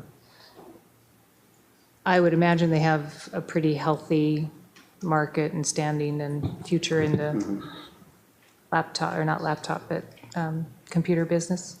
Right. In fact, Ken was telling me that Toshiba actually, the team that we're working with on Toshiba is on the Microsoft campus. So they, when we're working with Microsoft, they actually have their availability to us was, one of the other selling points was their responsiveness during this process. You know, do you want some devices to try out? They were down here right away, whereas HP and some of the other vendors, it was very difficult to get some samples that we could practice with and test. Interesting. Yeah. So we found them very responsive and endorsed by Microsoft as well, so that was a selling point. Director Mitchell, any comments? Okay. Well, thank you very much Thank for you the very much. information. We appreciate all the time you've spent to make this decision. Okay, that brings us to our second information and discussion topic tonight, 10.02, the second quarter financial update. And looks like perhaps Ruth is going to walk us through that. Hello, good evening.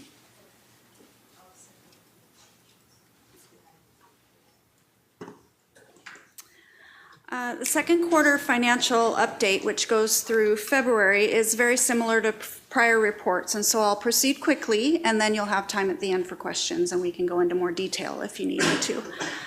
I will go over 5 funds briefly with a little bit more detail on the general fund. General fund student enrollment is stable. We're expecting about 50 FTE above budget this year. Projected revenues and transfers in general fund are expected to be about $248.7 million. And then expenditures about $247.5 million. And projected ending fund balance is about $21.6 million. That is 8.7% of expenditures, which is slightly higher than what we had projected in January. Capital Projects Fund revenues are following a similar pattern to prior years. And expenditures are project-based, so you'll see more fluctuation in that graph because of the payments just vary depending on when the projects occur. And you'll notice that December kind of peaked there, and we purchased some teaching stations, as well as there was a site purchase in December as well. We paid for that. February ending fund balance for capital projects is about $68.9 million. You'll notice in December it went up significantly, and that's the bond that we sold for $50 million. Debt service fund balance is also following a similar pattern to prior years, as is ASB. And lastly, transportation vehicle fund, we is holding its own at $28,000 in fund balance, and we expect state depreciation of about $116,000 in August. So we'll have enough money next year for about two buses. That was quick. I can answer questions if you have any. Directors, any questions? I just have a ballpark question. The 50 FTE above budget, what does that translate to in revenue dollars? Oh, man, you're asking me to do math in my head. It's about $6,000, so $300,000. Okay, yeah. Not a tremendous amount, but yeah, thanks.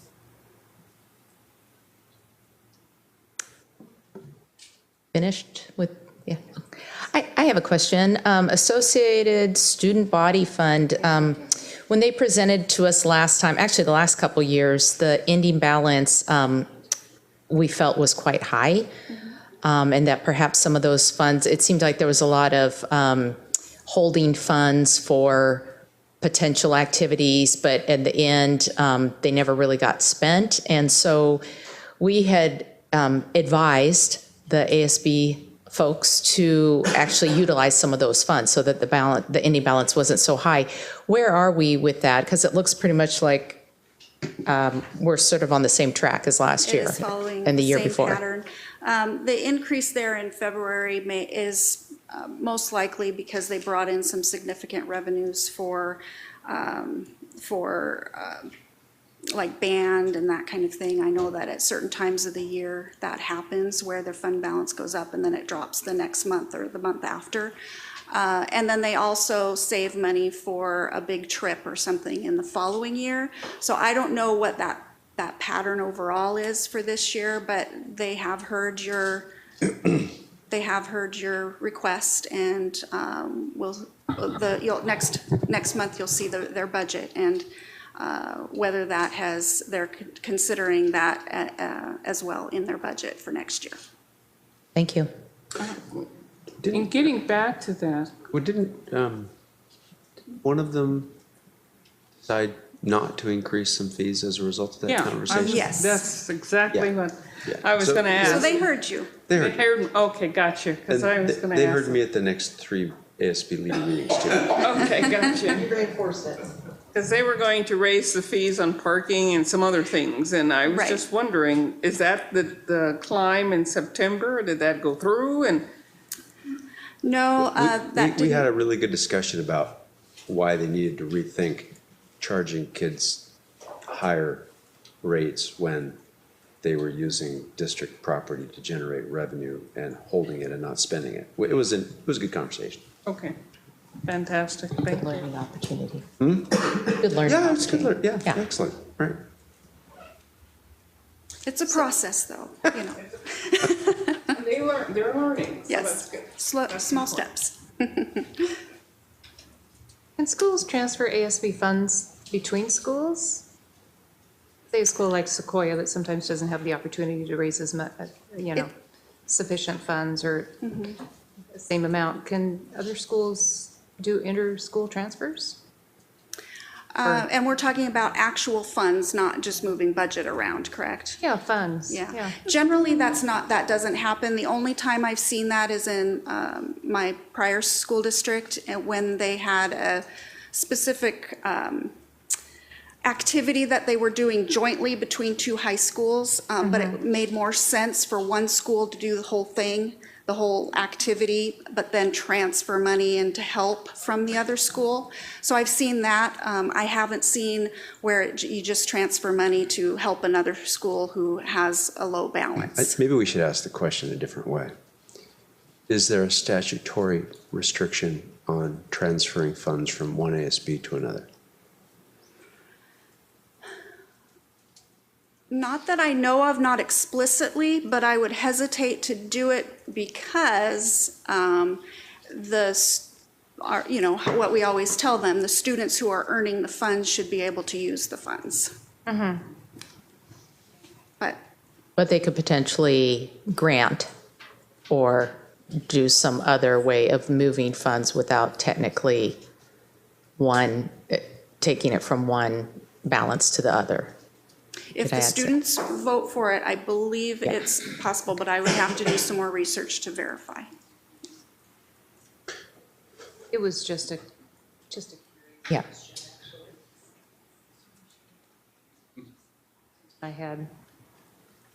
So I don't know that we need to spend a lot of time on it, but. Any further questions? Okay. Well, thank you very much for the information. This brings us to our second time slot for public comment. Dr. Cohn, do we have any additional comments tonight? We do not. Okay. Well, with that, we are scheduled for a 15-minute break. And if I'm looking at the clock correctly, we would recess or break for 15 minutes and come back at 6:35. Hey, I think we're going to get started again here. We are moving right along.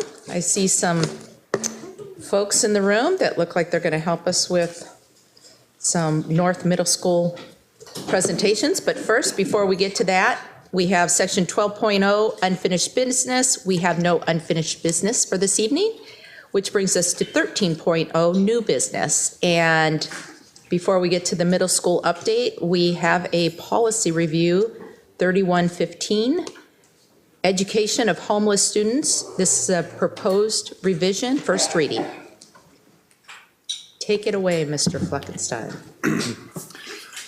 Good evening. The board may recall that policy 3115 and its related procedure were revised earlier this school year in response to recent changes in Washington state law. Since that time, WASDA has issued a winter model policy update to comply with amendments added to the McKinney-Vento Act and to Title I, Part A of the Every Student Succeeds Act, or ESSA, that took effect on October 1st in 2016. The impact of the proposed revisions to this policy intend to mitigate the negative effects of homelessness on a student's ability to receive a free and public education. The proposed policy revisions for the board to consider include the addition of preschool-aged children to the existing policy language of school-aged children who are eligible for homeless services in the Everett Public Schools. Also added was language for homeless students to have the same opportunities as other students to before, during, and after school programs as non-homeless students, and the immediate access of homeless students to free breakfast and lunch upon enrollment in the school. A point of interest to share with the board from the ESSA amendments and the related procedure revisions have more clearly defined the placement and enrollment of homeless students in schools. This includes guidance on conducting a best interest determination for student placement in a school with language that supports a student-centered approach to placement. The proposed revisions before you have been previously reviewed by the Policy Review Council, Superintendent's Cabinet, and Legal Counsel prior to tonight's first reading. Great, thank you. Directors, do you have any questions regarding this policy?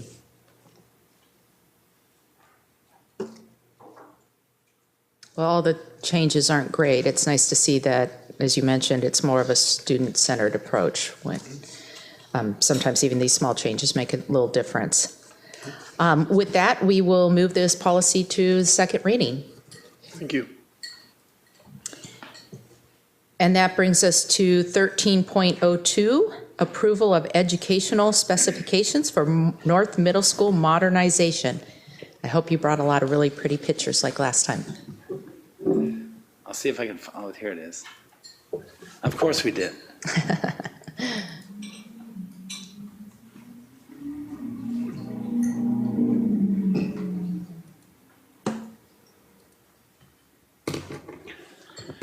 Okay, excuse me. Good evening. Tonight we will present to you the educational specifications for the North Middle School Modernization Project.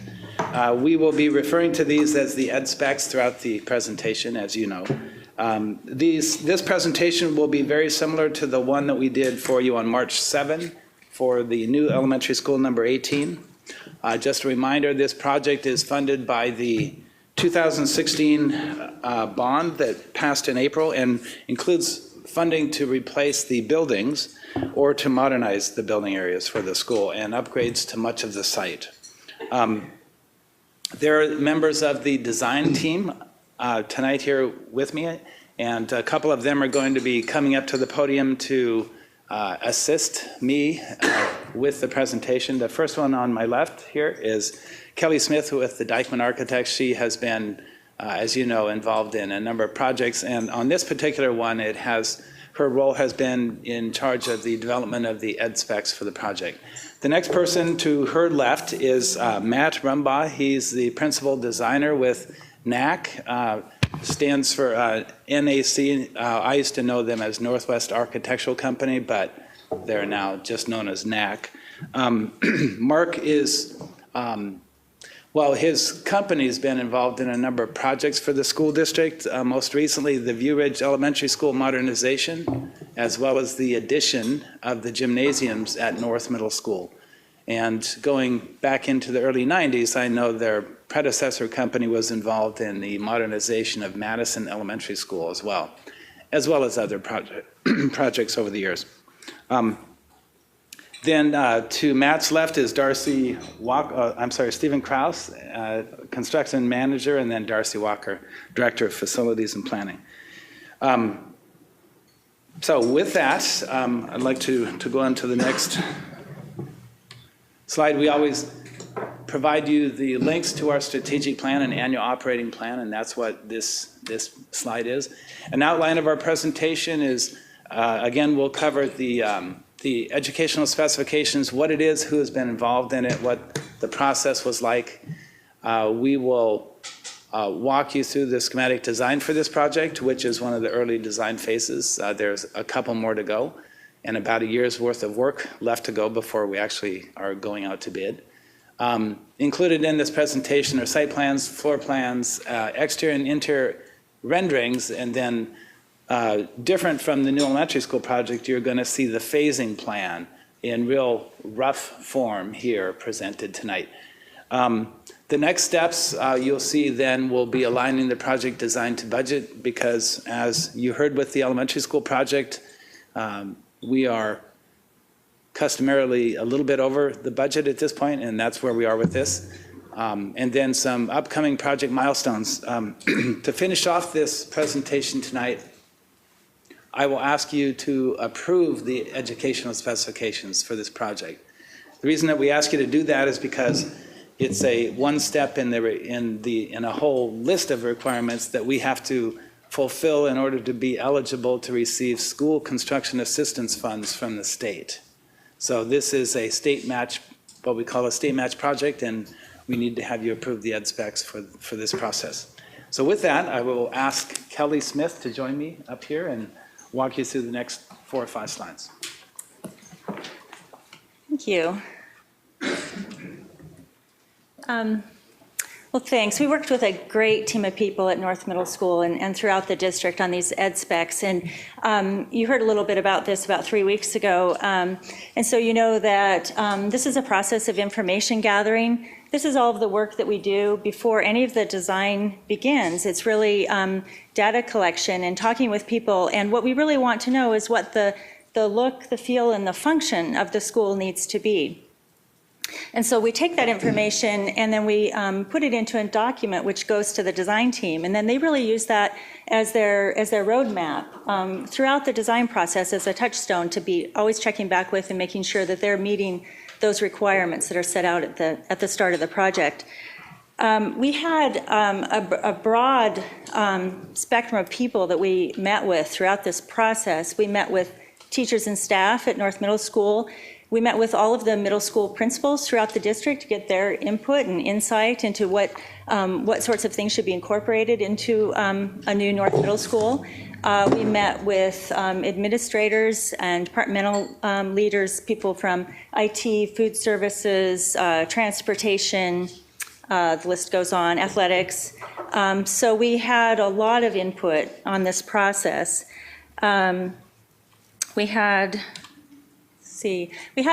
6 meetings, and one of those included school tours. So we took the Ed Spec committee to visit 3 schools outside the district. We visited Meadowdale Middle School in Edmonds. We visited Valley View Middle School in Snohomish and Centennial Middle School also in Snohomish.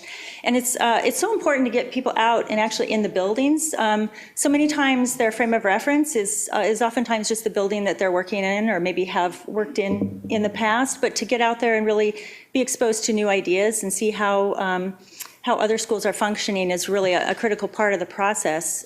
We also held workshops, or we had group activities. One of the kind of fun activities we asked people to do was imagine a day in the life of a student and kind of think about how the student progresses through their day in the building and view it from that perspective.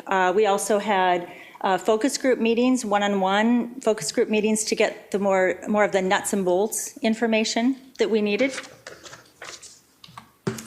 And so out of that process, the committee developed these 10 guiding principles for the project. And some of the standouts that they really talked about a lot are that it was really important to them that the building embraced the diversity of the community, the North Middle School community. They also talked a lot about a connection to nature and to natural light, and how they felt that that would really be inspiring and advantageous to the learning environment.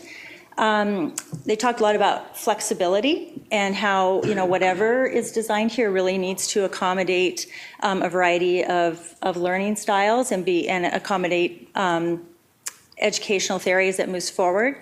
Another thing that I thought was really important that they talked about was that this school should honor the past while building a bridge to the future.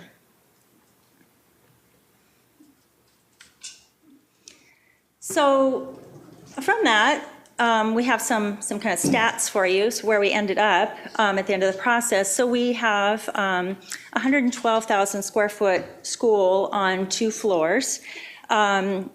Just to give you some insight in how we arrived at that, the current size of North Middle is about 103,000 square feet, so it is a little bit bigger. And some of the reasons for that are that we discovered that a lot of the existing classrooms are really small. They're about 798 square feet or so, and current standards are more around 900 square feet. So we had to right size a lot of those classrooms, so that contributed to some of the higher square footage.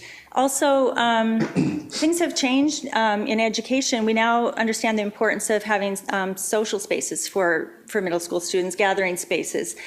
So there's some square footage for that to happen. We have space for extended learning areas, which also is something that has developed over time that was not accommodated in the current North Middle School.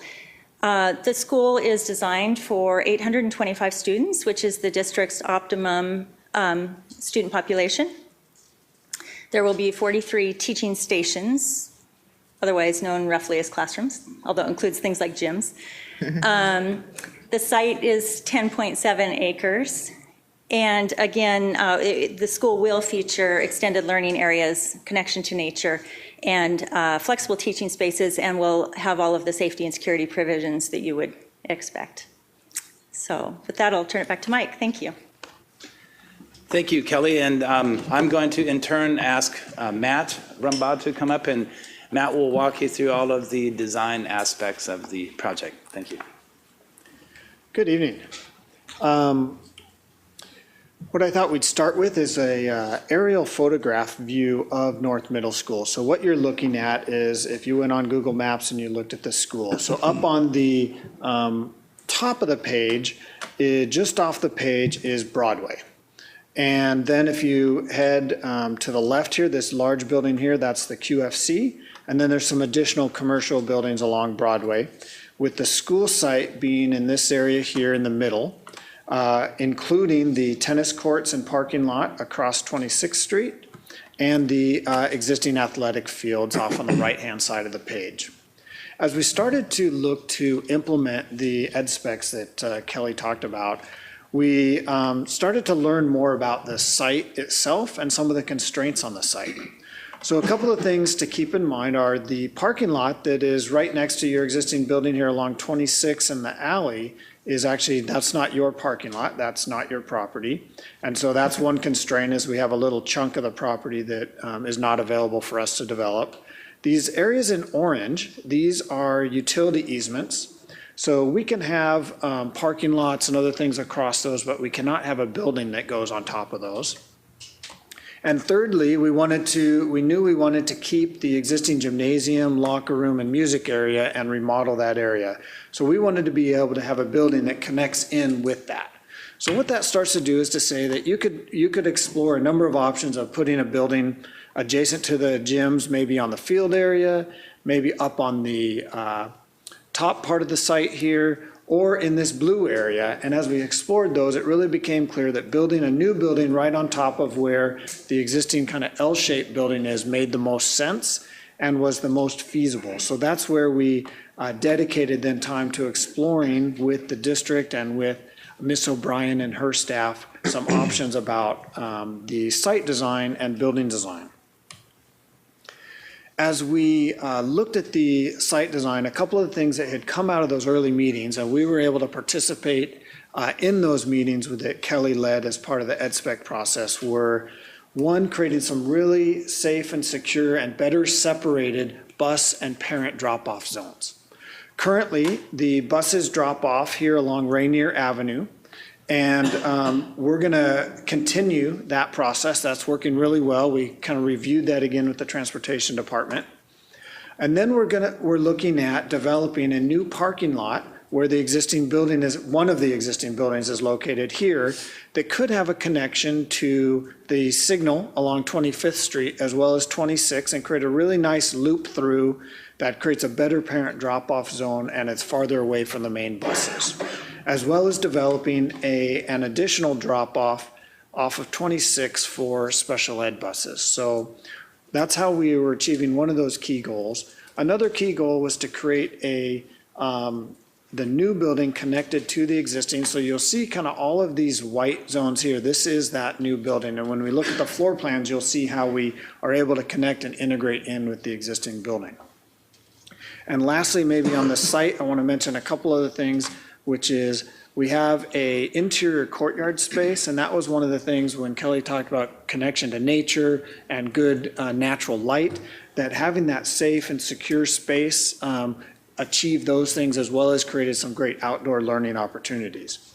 And lastly, of course, we want to upgrade the fields, and so we will be installing synthetic turf and rubberized track on the field. We're not anticipating lighting that field at this time.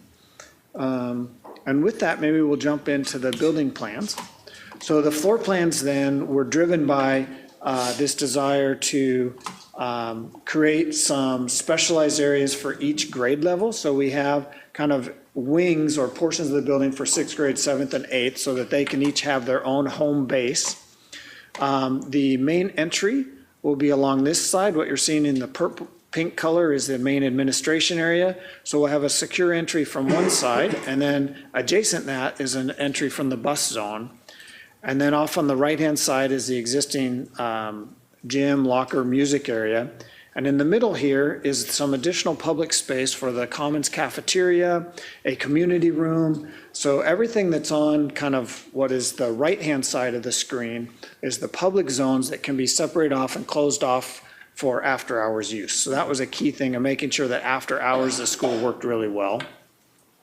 In addition, we have some of the key spaces that were developed during the EdSpec process was talking about a STEM room, technology, and art room that kind of all work together. And so that's right in the middle of the school, so it's easily accessible to all the students, as well as has great access right to this courtyard. And we'll show you an image of that in just a minute. And then on the left-hand side, you'll see the first of the classroom wings that would likely be the 6th grade classroom wing, with some extended learning areas and some special ed areas associated with the 6th grade program. As we head to the second floor, you'll see that we have another wing on top of what was the 6th grade wing, as well as, and that's colored in blue, and then we have a third wing in orange here, which is would likely be the 8th grade wing. And each of these wings are relatively self-contained in that they have science labs and all your core academic as well as resource spaces associated with them. And then in white, again, that's the Commons open space. So that's a 2-story tall space. It will get really nice lighting into it, and it becomes kind of the hub of the school, and we have an image to sort of show that as well, with the library at the very bottom of this wing, facing the residential area. This is a view if you are along 26th Street looking towards the building. And some of the things that we started to think about the exterior was, this is going to be a building that's going to be around for 50, 75, 100 years. We wanted it to feel like it was appropriate for kind of the prominent place that North plays in the community. We wanted it to have a feel that would be lasting, so that it didn't feel trendy, but it felt really lasting, and that the materials are really low maintenance, and again, very durable and lasting. So we're looking at using masonry and metal and some materials you're familiar with your other schools to be able to kind of get that feel, and also that durability and kind of longevity. This is an aerial view from the opposite side. And so just off to the page here on the bottom would be the residential zone. And one of the things that this does is I'll call it the short end of the building really faces those houses. So what we tried to do was create a building that you can see kind of is 2 stories, then drops down, then goes up again, drops down. So you have this up and down rhythm that creates a really nice scale and feel along the residential neighborhood. And we felt that that was a way to be very respectful to the residences and the area. This is another aerial bird's eye view or a drone view, you could say, of the front entry. So you can see again that we have a nice rhythm along the front, and you can see the parent drop-off that would be all along the front of the school, and then the additional parking lot. This is a view inside that courtyard. So this is if you just came out of that STEM and art area and you stepped into the courtyard. The courtyard is intended to be able to be a space where students can have lunch, they can do academic activities, and it can be kind of both formal and informal gathering space. And this is a view inside the cafeteria commons space. So off on the right in the blue, those are windows out to that courtyard.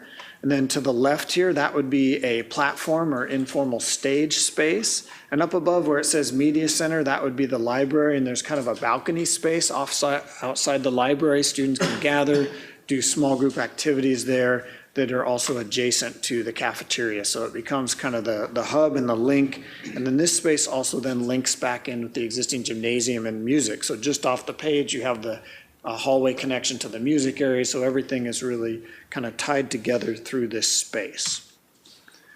As we start to think about the phasing, there are a couple things we need to do. So building B is where the new construction is going to happen, and that's going to be one of the first things that we need to deal with. So this view here, you'll see that we're placing portables on the athletic fields. We haven't determined the exact number, but some of the things we're working on right now is 1, verifying the exact number of portables we need. 2, figuring out how we're going to deal with the main office and entry sequence during construction. And then 3, we have a cafeteria that gets displaced. So the gymnasium, unfortunately, is able to be divided in half. So we'll be using part of the gymnasium for the cafeteria temporarily during construction, which is pretty commonly done for school construction. This phase is going to start in the spring of 2018. That's when construction will start here. As we move into the summer of 2018, we'll start construction on the new building, which is in dark gray here, which will complete and be ready to open for September, fall of 2019. And as we head then into the final stages of construction, the building up at the top here will be demolished, and because students will have moved into the new building. And then that becomes the space where we start to build the new parking lot, as well as we'll be using this time to renovate and remodel the existing gymnasium and music areas. And that'll take us from about the summer through December of 2019 and be all done when school starts in January of 2020. And so with that, I think we'll conclude. We're really excited and really been blessed to work with some great folks here at the district and at North Middle School. Thanks. I just have a couple more slides, and then we'll open this up for discussion and questions if you'd like. So once again, I mentioned that this project is slightly or somewhat over the budget. I think it's about $5 million right now over our estimated budget. budget is around 32.4 for the construction cost. The total project cost is estimated at 50.1 million. That was in the bond.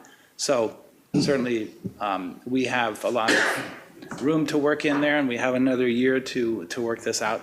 Some of the reasons why, just so that you know, and you can talk to people about it if they ask, one of the big ones was the changes to the Washington State Energy Code well, this was after we had put the bond package together. Our estimates are that that has added approximately $6 to $8 per square foot, and that's a really conservative, so relatively low number. And then on top of that, you add escalation and the markup on that. So the impact on this project here is about $1.2 million increase that we hadn't anticipated when we put the bond numbers together. Stormwater detention requirements, this has to do with our anticipation that from a single combined sanitary and storm drain system, we're very likely going to have to separate our system, at least on site, and that entails more costs to deal with the detention of the stormwater. And then, so when we did the elementary school presentation, I talked to you about the primary variables, cost, quality, and scope, and you can hold two of those constant and let the third one fluctuate, but it's really difficult to be successful if you hold all three constant. And we've been fortunate over time in that we've been able to hold the quality of the project to a high level and the size of the project to be what we need it to do. And that has meant on occasion the cost has had to fluctuate. And so we understand how to work with those variables, and we have a good team on this project, so we'll keep you informed. Matt already went through the schedule, so I won't go through this in detail. I'll just say basically this. In about a year, we'll be ready to go out to bid, and it will take about a year to build the new building, and it will take about 6 months to modernize the gymnasium. That's kind of rough figure, rough schedule to look at. The total project should be all done by December of 2019.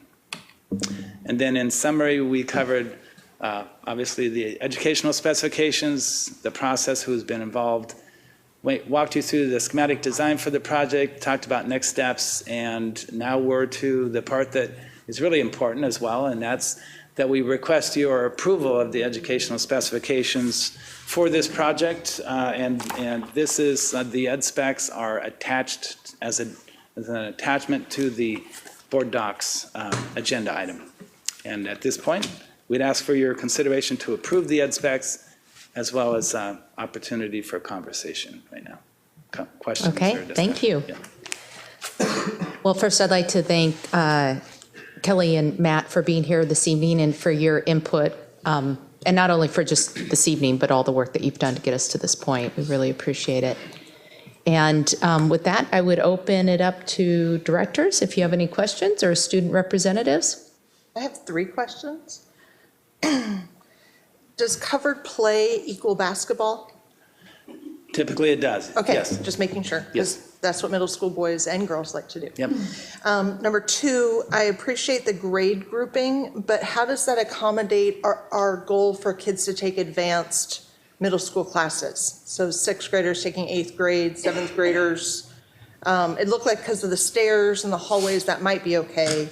But just because Gateway's a little bit more spread out, so that's my experience.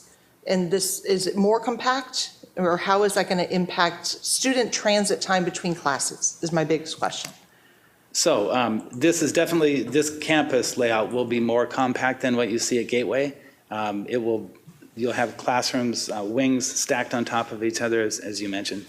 I'm going to turn and look at Matt and see if, Matt, would you like to address that? Either that or somebody on the instructional side? Go ahead. Yeah. Yeah, I think that the transit time is actually going to be fairly short. And so the goal is that the students can take the majority of their classes together, but not trying to restrict or limit their opportunities to take whatever classes make sense for them. Because there are those stairwells between those wings. Absolutely, it looks like right yes. at that end of the core classes. One of the things that Ms. O'Brien has been very big on is making sure that students moving throughout the school work really well. So she's given us some really great feedback on circulation patterns of how students move from one space to a next, and she's been thinking about passing periods. So I feel really good about the distribution of those wings and how students will be able to move between them. And since you mentioned student flow, sorry, I figured out I have 4 questions. Lockers. Yes. So we haven't drawn the lockers on the plan, but we have identified where they go. So there will be student lockers, and a lot of those lockers are going to be located in the hallway spaces kind of between the 2 wings to try to limit some of the disturbing noise right next to the classrooms. So trying to get them close, but not right next to the classrooms, but also in very easily supervised areas. And my last question is, I love the big open space, and there's a big open space here where there is some noise preventing things here. Will there be any noise mediating in that big open space just so that it doesn't, because the kids get loud, which is great, but how does that not sound loud? Like it doesn't sound loud when you're in this building because of the work you've done. Yeah, so good question. We will definitely we have an acoustical engineer that's part of our team, and part of that work will be designing that space to absorb a lot of sound. So we put a lot of sound absorbing materials on the walls and the ceiling to limit that. There will be some just because you have those kind of balcony areas, so you will get some sound, but the good thing is the majority of the classrooms are still a little ways away. Yeah, So but it's just that it's just imagining lunchtime, other times where it might be good noise, but it could just be a lot of noise. Agreed. Thank you so much. Thank you. I just wanted to make one final comment on one of your questions about the class passing time and the grade level configurations in the building. Think of Evergreen Middle School as a very similar layout in terms of 2-story building, compact design. Thank you. And it works really well. Thank you. Yeah. I have a couple questions, if I may. Please. This specification is based on 825 students. My question to you, is this the right number?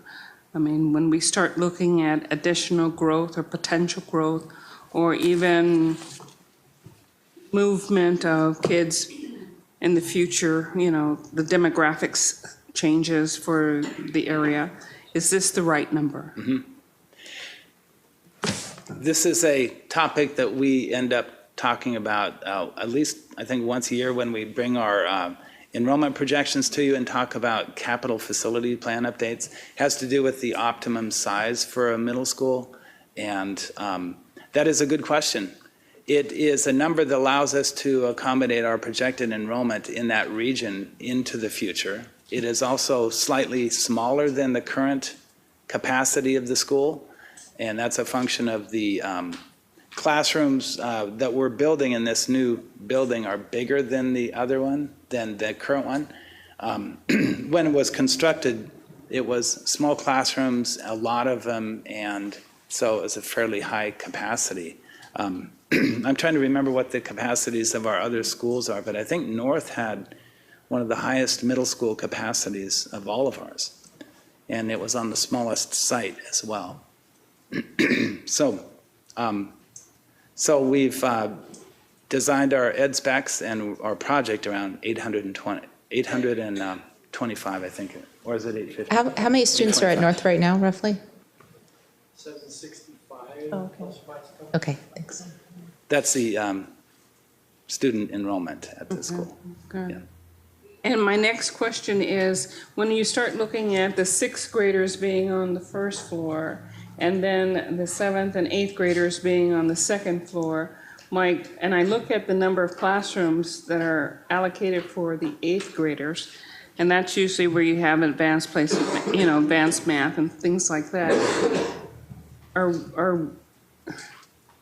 Do we have enough classrooms to accommodate any additional growth that may occur in the future in certain classrooms? I know the classrooms are bigger, but there may be other classrooms coming that are a different subject matter, and you may need a dedicated classroom for Algebra 1 or language classes or whatever, English classes, or have we allocated enough classrooms, the number, for that potential? Or do we have rooms available if we were to grow in different numbers of classes? Well, I guess I would say it this way. When we determine the capacity of a school, we anticipate that classrooms would be, allow students to enroll in the classes in those classrooms, so they're not just extra drop-in programs. So basically, we know that over time, the program offerings in a school will change, and that we have the capacity to accommodate 825 kids in that footprint over time. I'm just looking at, like, if we had world language, additional world language classes, honors or accelerated English classes, outside of the normal 8th grade classrooms, would we have space to accommodate those types of class rooms? I guess what I'm trying to get across is the number, the different classes that you may offer will still accommodate the same number of students. And I don't think and what I'm getting to is the 8th grade wing isn't limited to just 8th grade classes. That if a bunch of 7th graders were taking advanced classes, and there could be an 8th grade classroom on the 7th grade wing. So is that, I think that the classroom, like. Sorry if I'm not being very clear in my. I don't know if that helped, but I'm wondering if Pam, I think that what Mike is telling you is that we're essentially funded for a certain number of teachers for that number of students. So unless there's a lot more money coming in from somewhere to add a lot more teachers and lower the class sizes a whole bunch, if we add a class, we're going to take away something else.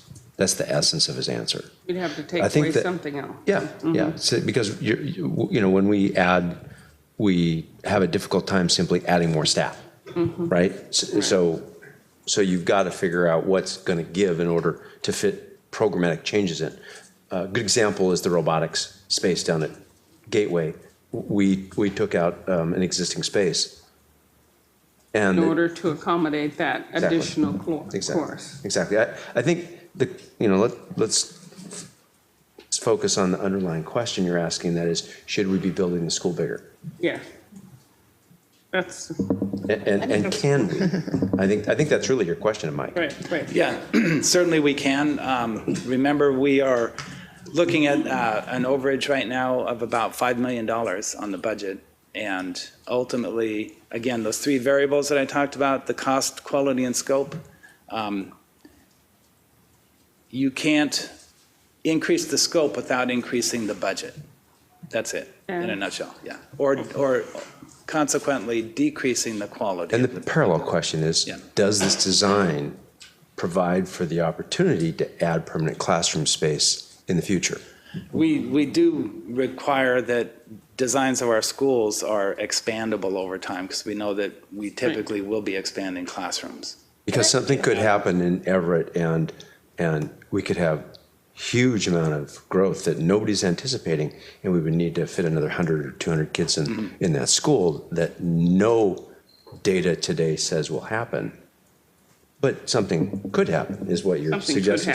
So can we add on to the school is, I think, your question, and Mike's answered that yes, in the future you could. Okay. My last question is leads, yes, no? Leads specification for the new?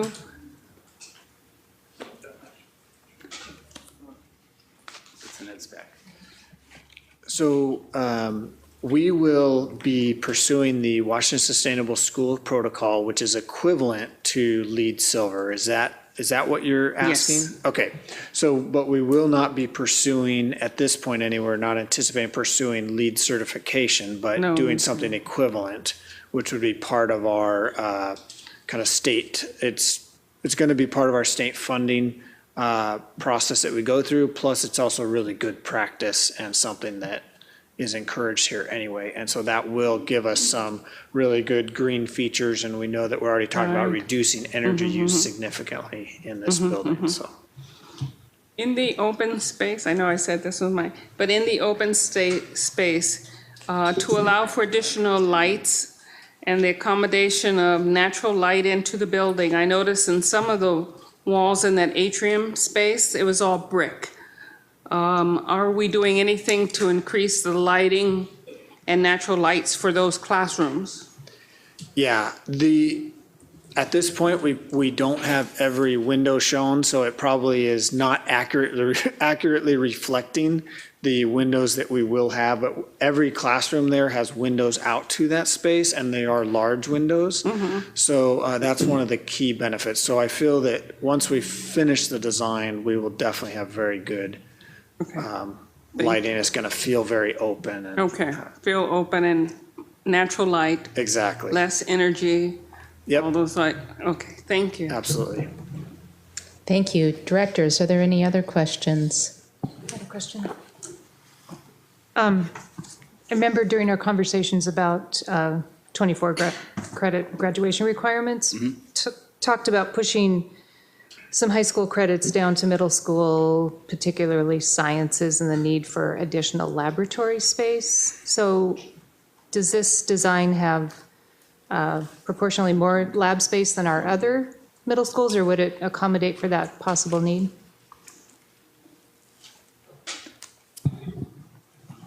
So I don't know exactly how much lab space you have at each of your other middle schools, but I would say that the amount of lab space that we have here is a little bit of an increase than what we would have seen a few years back. And that one of the things we're doing here that I think is a really effective use of the lab space is we have a concentrated lab space that has all of the plumbing and the infrastructure you need for your intensive labs that is right next to two adjacent classrooms, so that it actually creates sort of an extra bonus space, so that even if another classroom was teaching a science program that needed to use that lab, it gives you a little more flexibility. So I would say the design itself increases the ability to do labs over what might be traditional, because of the way we're using kind of a shared space for the lab between two classrooms.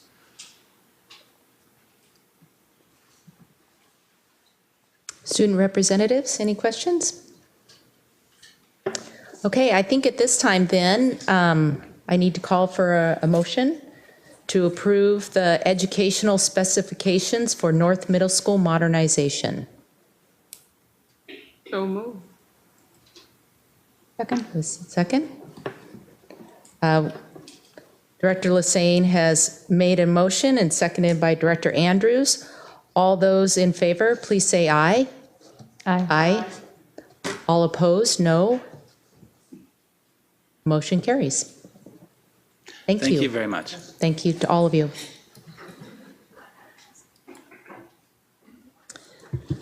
Okay, we are winding down here. Dr. Cohn, can you please let us know our upcoming agenda items? Actually, before I do that, I would like you to consider item 13.3 on your agenda. It is an action item. Director Wena, who has been serving as our school board president since, has been serving as school board president, submitted a letter of resignation from the board presidency effective April 11, today. I recommend that you accept Director Wenda's resignation from his office position due to the health challenges we all are aware that he's facing. This action would not affect Director Wenda's tenure as a school director. Then at your next meeting, we'll have election items on your agenda. It would not be your annual organization meeting, but it would be the election of officers as a result of the vacancy in accordance with your policy. Does this item require a motion? It's an action item. Okay. May I please get a motion for accepting the letter of Director President Wenta's resignation of the role of president, board president? So moved. There a second? Second. It has been moved by Director Mitchell and seconded by Director Lassane to approve Director Wenta's request to be relieved of his president responsibility. All those in favor, please say aye. Aye. Aye. Those opposed, no. Motion carries. Thank you. I know nobody wanted to do that. So 14.1, upcoming agenda items. April 25 is a special meeting. That is your State of School Review analysis. The purpose of this particular meeting is for you to share your experiences, to meet with a number of staff who are there to review State of School Review process content, the recommendations, requests from the schools to you, and for you to share your perceptions, your wishes as a result of that analysis and discussion. Item 14.2 is a special meeting on May 2nd. That is your annual get-together with the members of the Superintendent's Equity and Access Advisory Council to hear about their work and their recommendations to you about future policy and directions in their area of responsibility for the district's community involvement and advice. Item 14.3 is the regular meeting draft agenda for May 9. Strategic progress monitoring would be the 24 credit plan draft. You have a second reading on policy 3115, which you heard on first reading today. And then you have a number of general operating business items. The annual presentation of ASB budgets by the ASB officers. You've got a March financial report. We will have a request for you to approve as surplus a number of instructional materials. You'll hear a first reading for your English language arts grades 6 through 12 intervention materials adoption.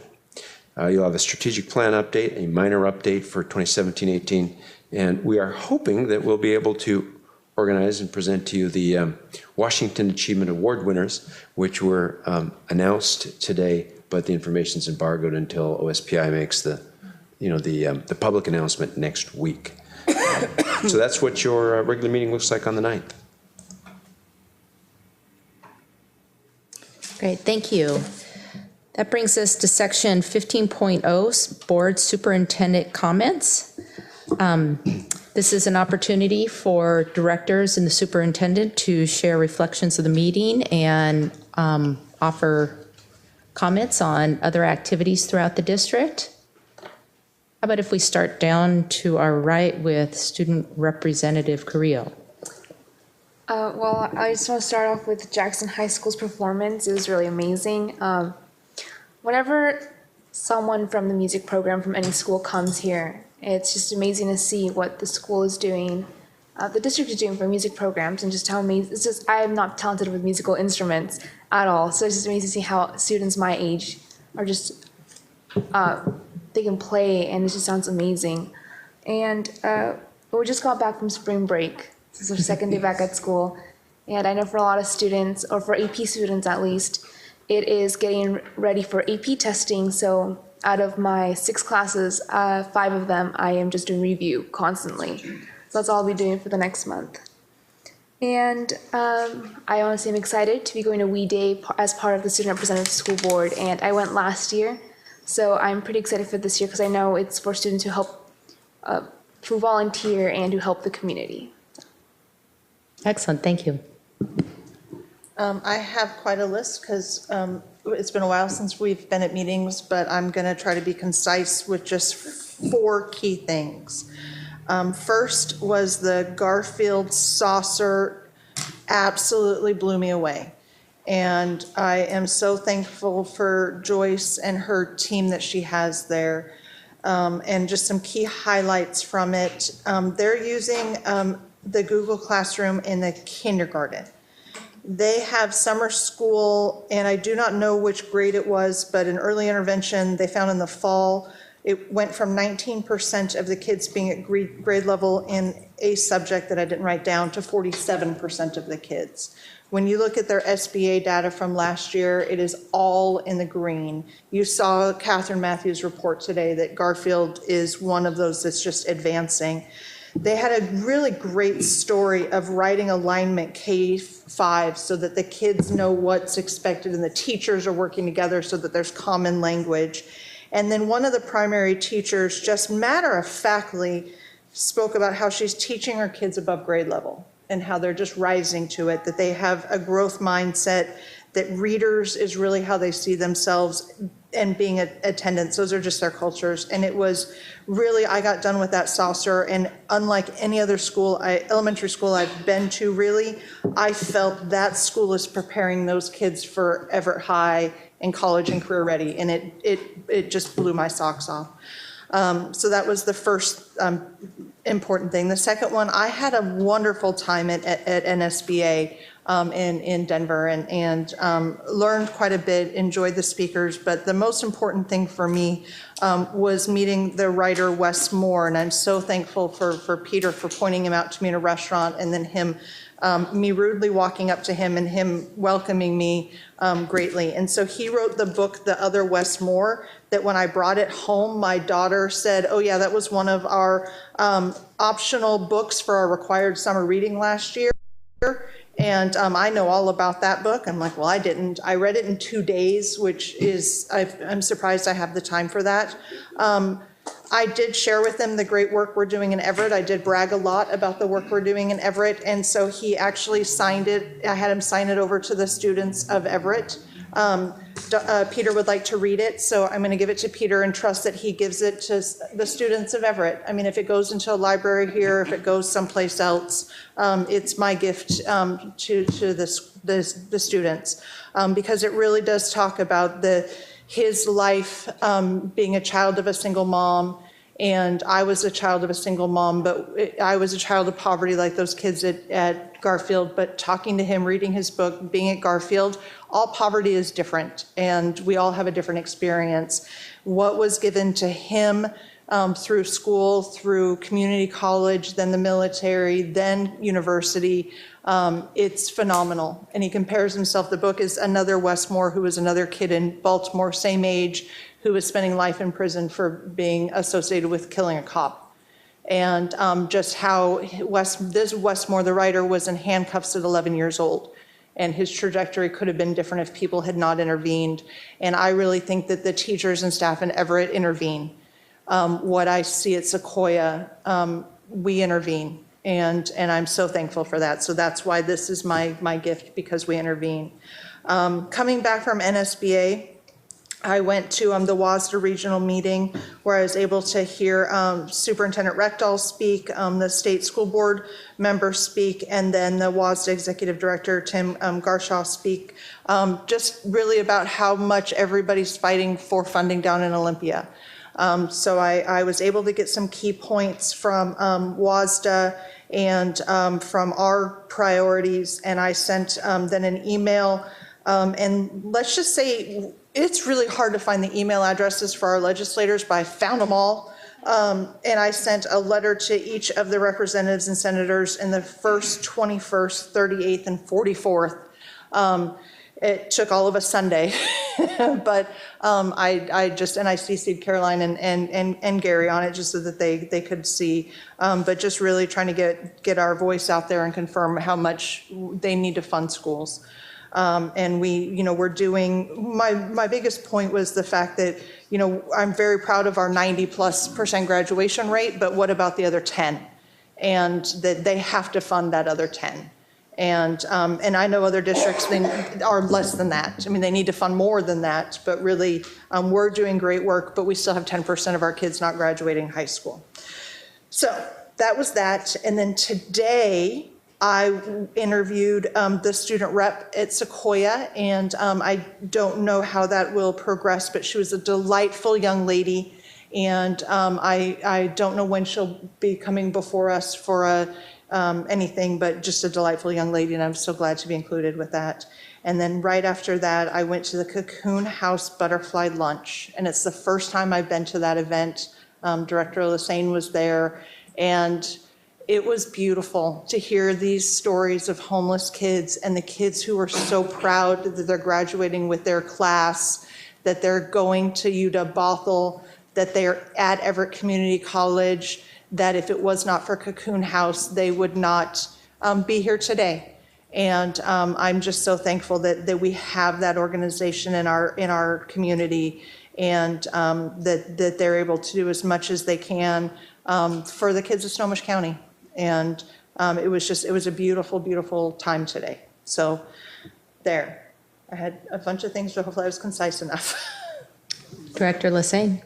Yes, I would like to also say that I had a great time at the National School Board Association Conference in Denver.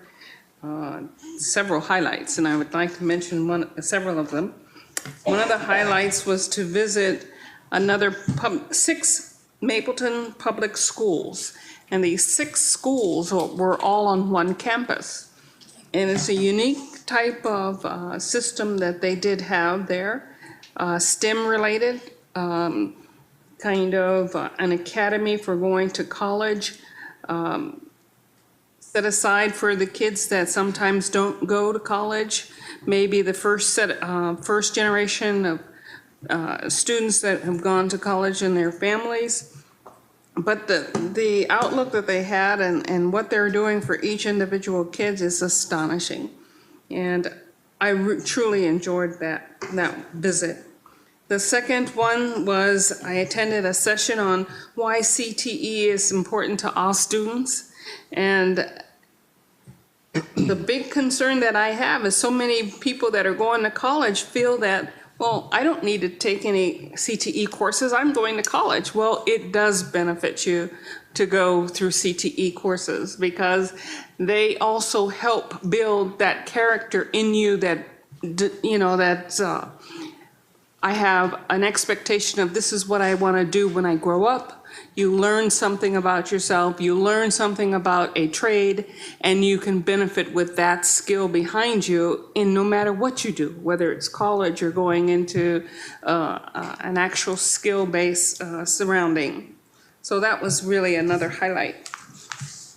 The major highlight was being able to meet Captain Scott Kelly, U.S. Navy fighter pilot and astronaut who spent over a year in space at the Space Lab. And I had an opportunity to stand with him and talk with him just for a short time. They don't let you talk very long. And also get a picture with him.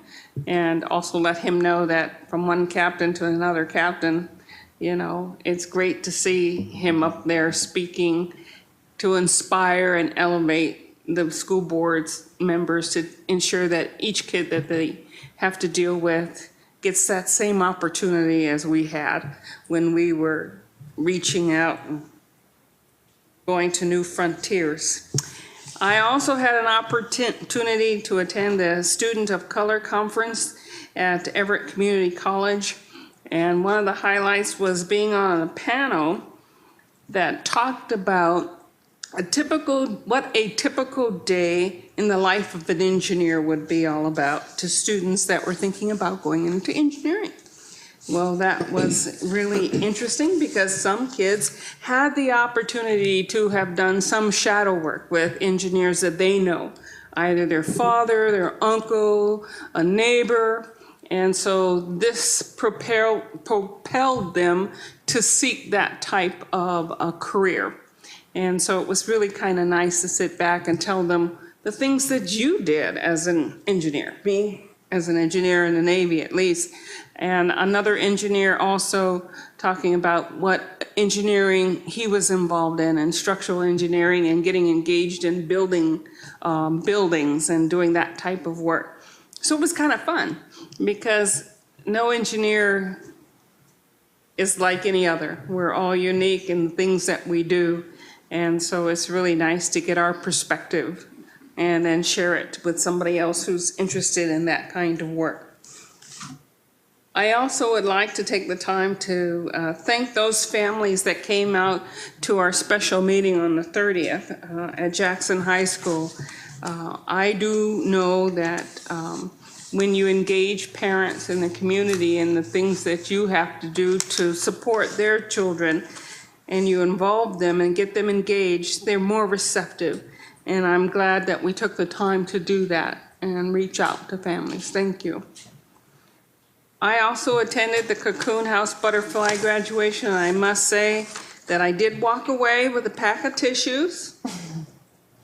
And those individuals that were there, they had a lot of challenges in their lives, and they're doing so much better because they had people, great people behind them, mentoring them and ensuring that, you know, they mattered, that it's not just a job, but they mattered.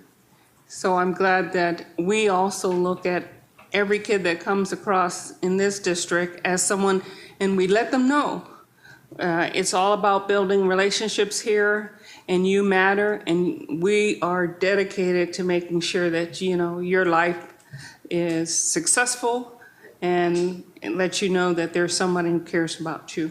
So, thank you. That's all I have to say. Director Andrews.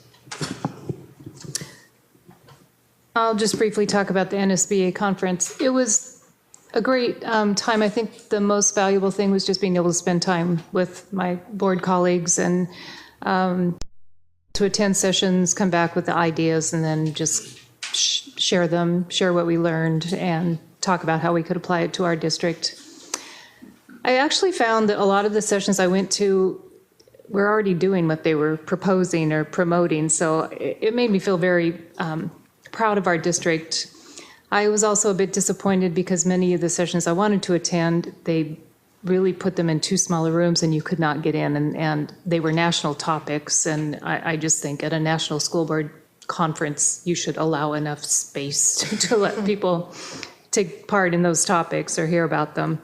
So that was a little disappointing. However, the speakers like Ariana Huffington, she was great, talked a lot about sleep. She kind of changed my sleep habits as a result of listening to her. And there were some other sort of self-help topics, which, well, self-help, but also apply to the student population. So it was very interesting. On the way home, on the plane, I started to watch a movie called The Accountant, which turned out to be extremely boring. No big surprise here, right?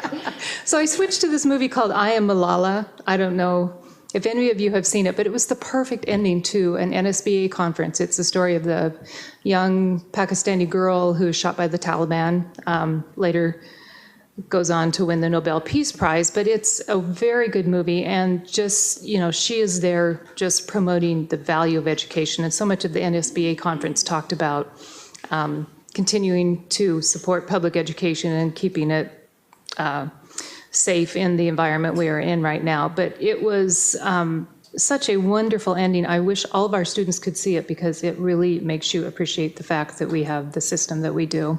So I urge you all to watch it, and I wish we could all get it in all the classrooms, as I said.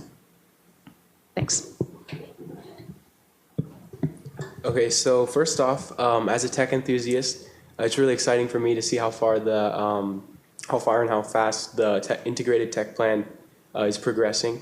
And these devices, they look great, and I think based on all the different types of feedback that they've gotten and my personal feedback, I think it's a really good fit for our purposes. And also, the day before spring break, we had our lip dub at Jackson, which we do every 2 years. And so basically, if you don't know what a lip dub is, it's a video where the cameraman walks backwards throughout the entire school, through all the hallways. And like lining the hallways, there's basically all the students in the school and staff and all the people involved with Jackson were there representing, you know, their school, their clubs, and showing that school spirit. And so the video is still in production, and we're waiting for it to, you know, finally be ready for us to watch. And also last, I'm very much looking forward to the We Day event next Friday. I've never been before, but it seems like a really cool opportunity, and it'll be fun to represent the district there. Yeah, it'll be on, I think, the Jackson High School YouTube page.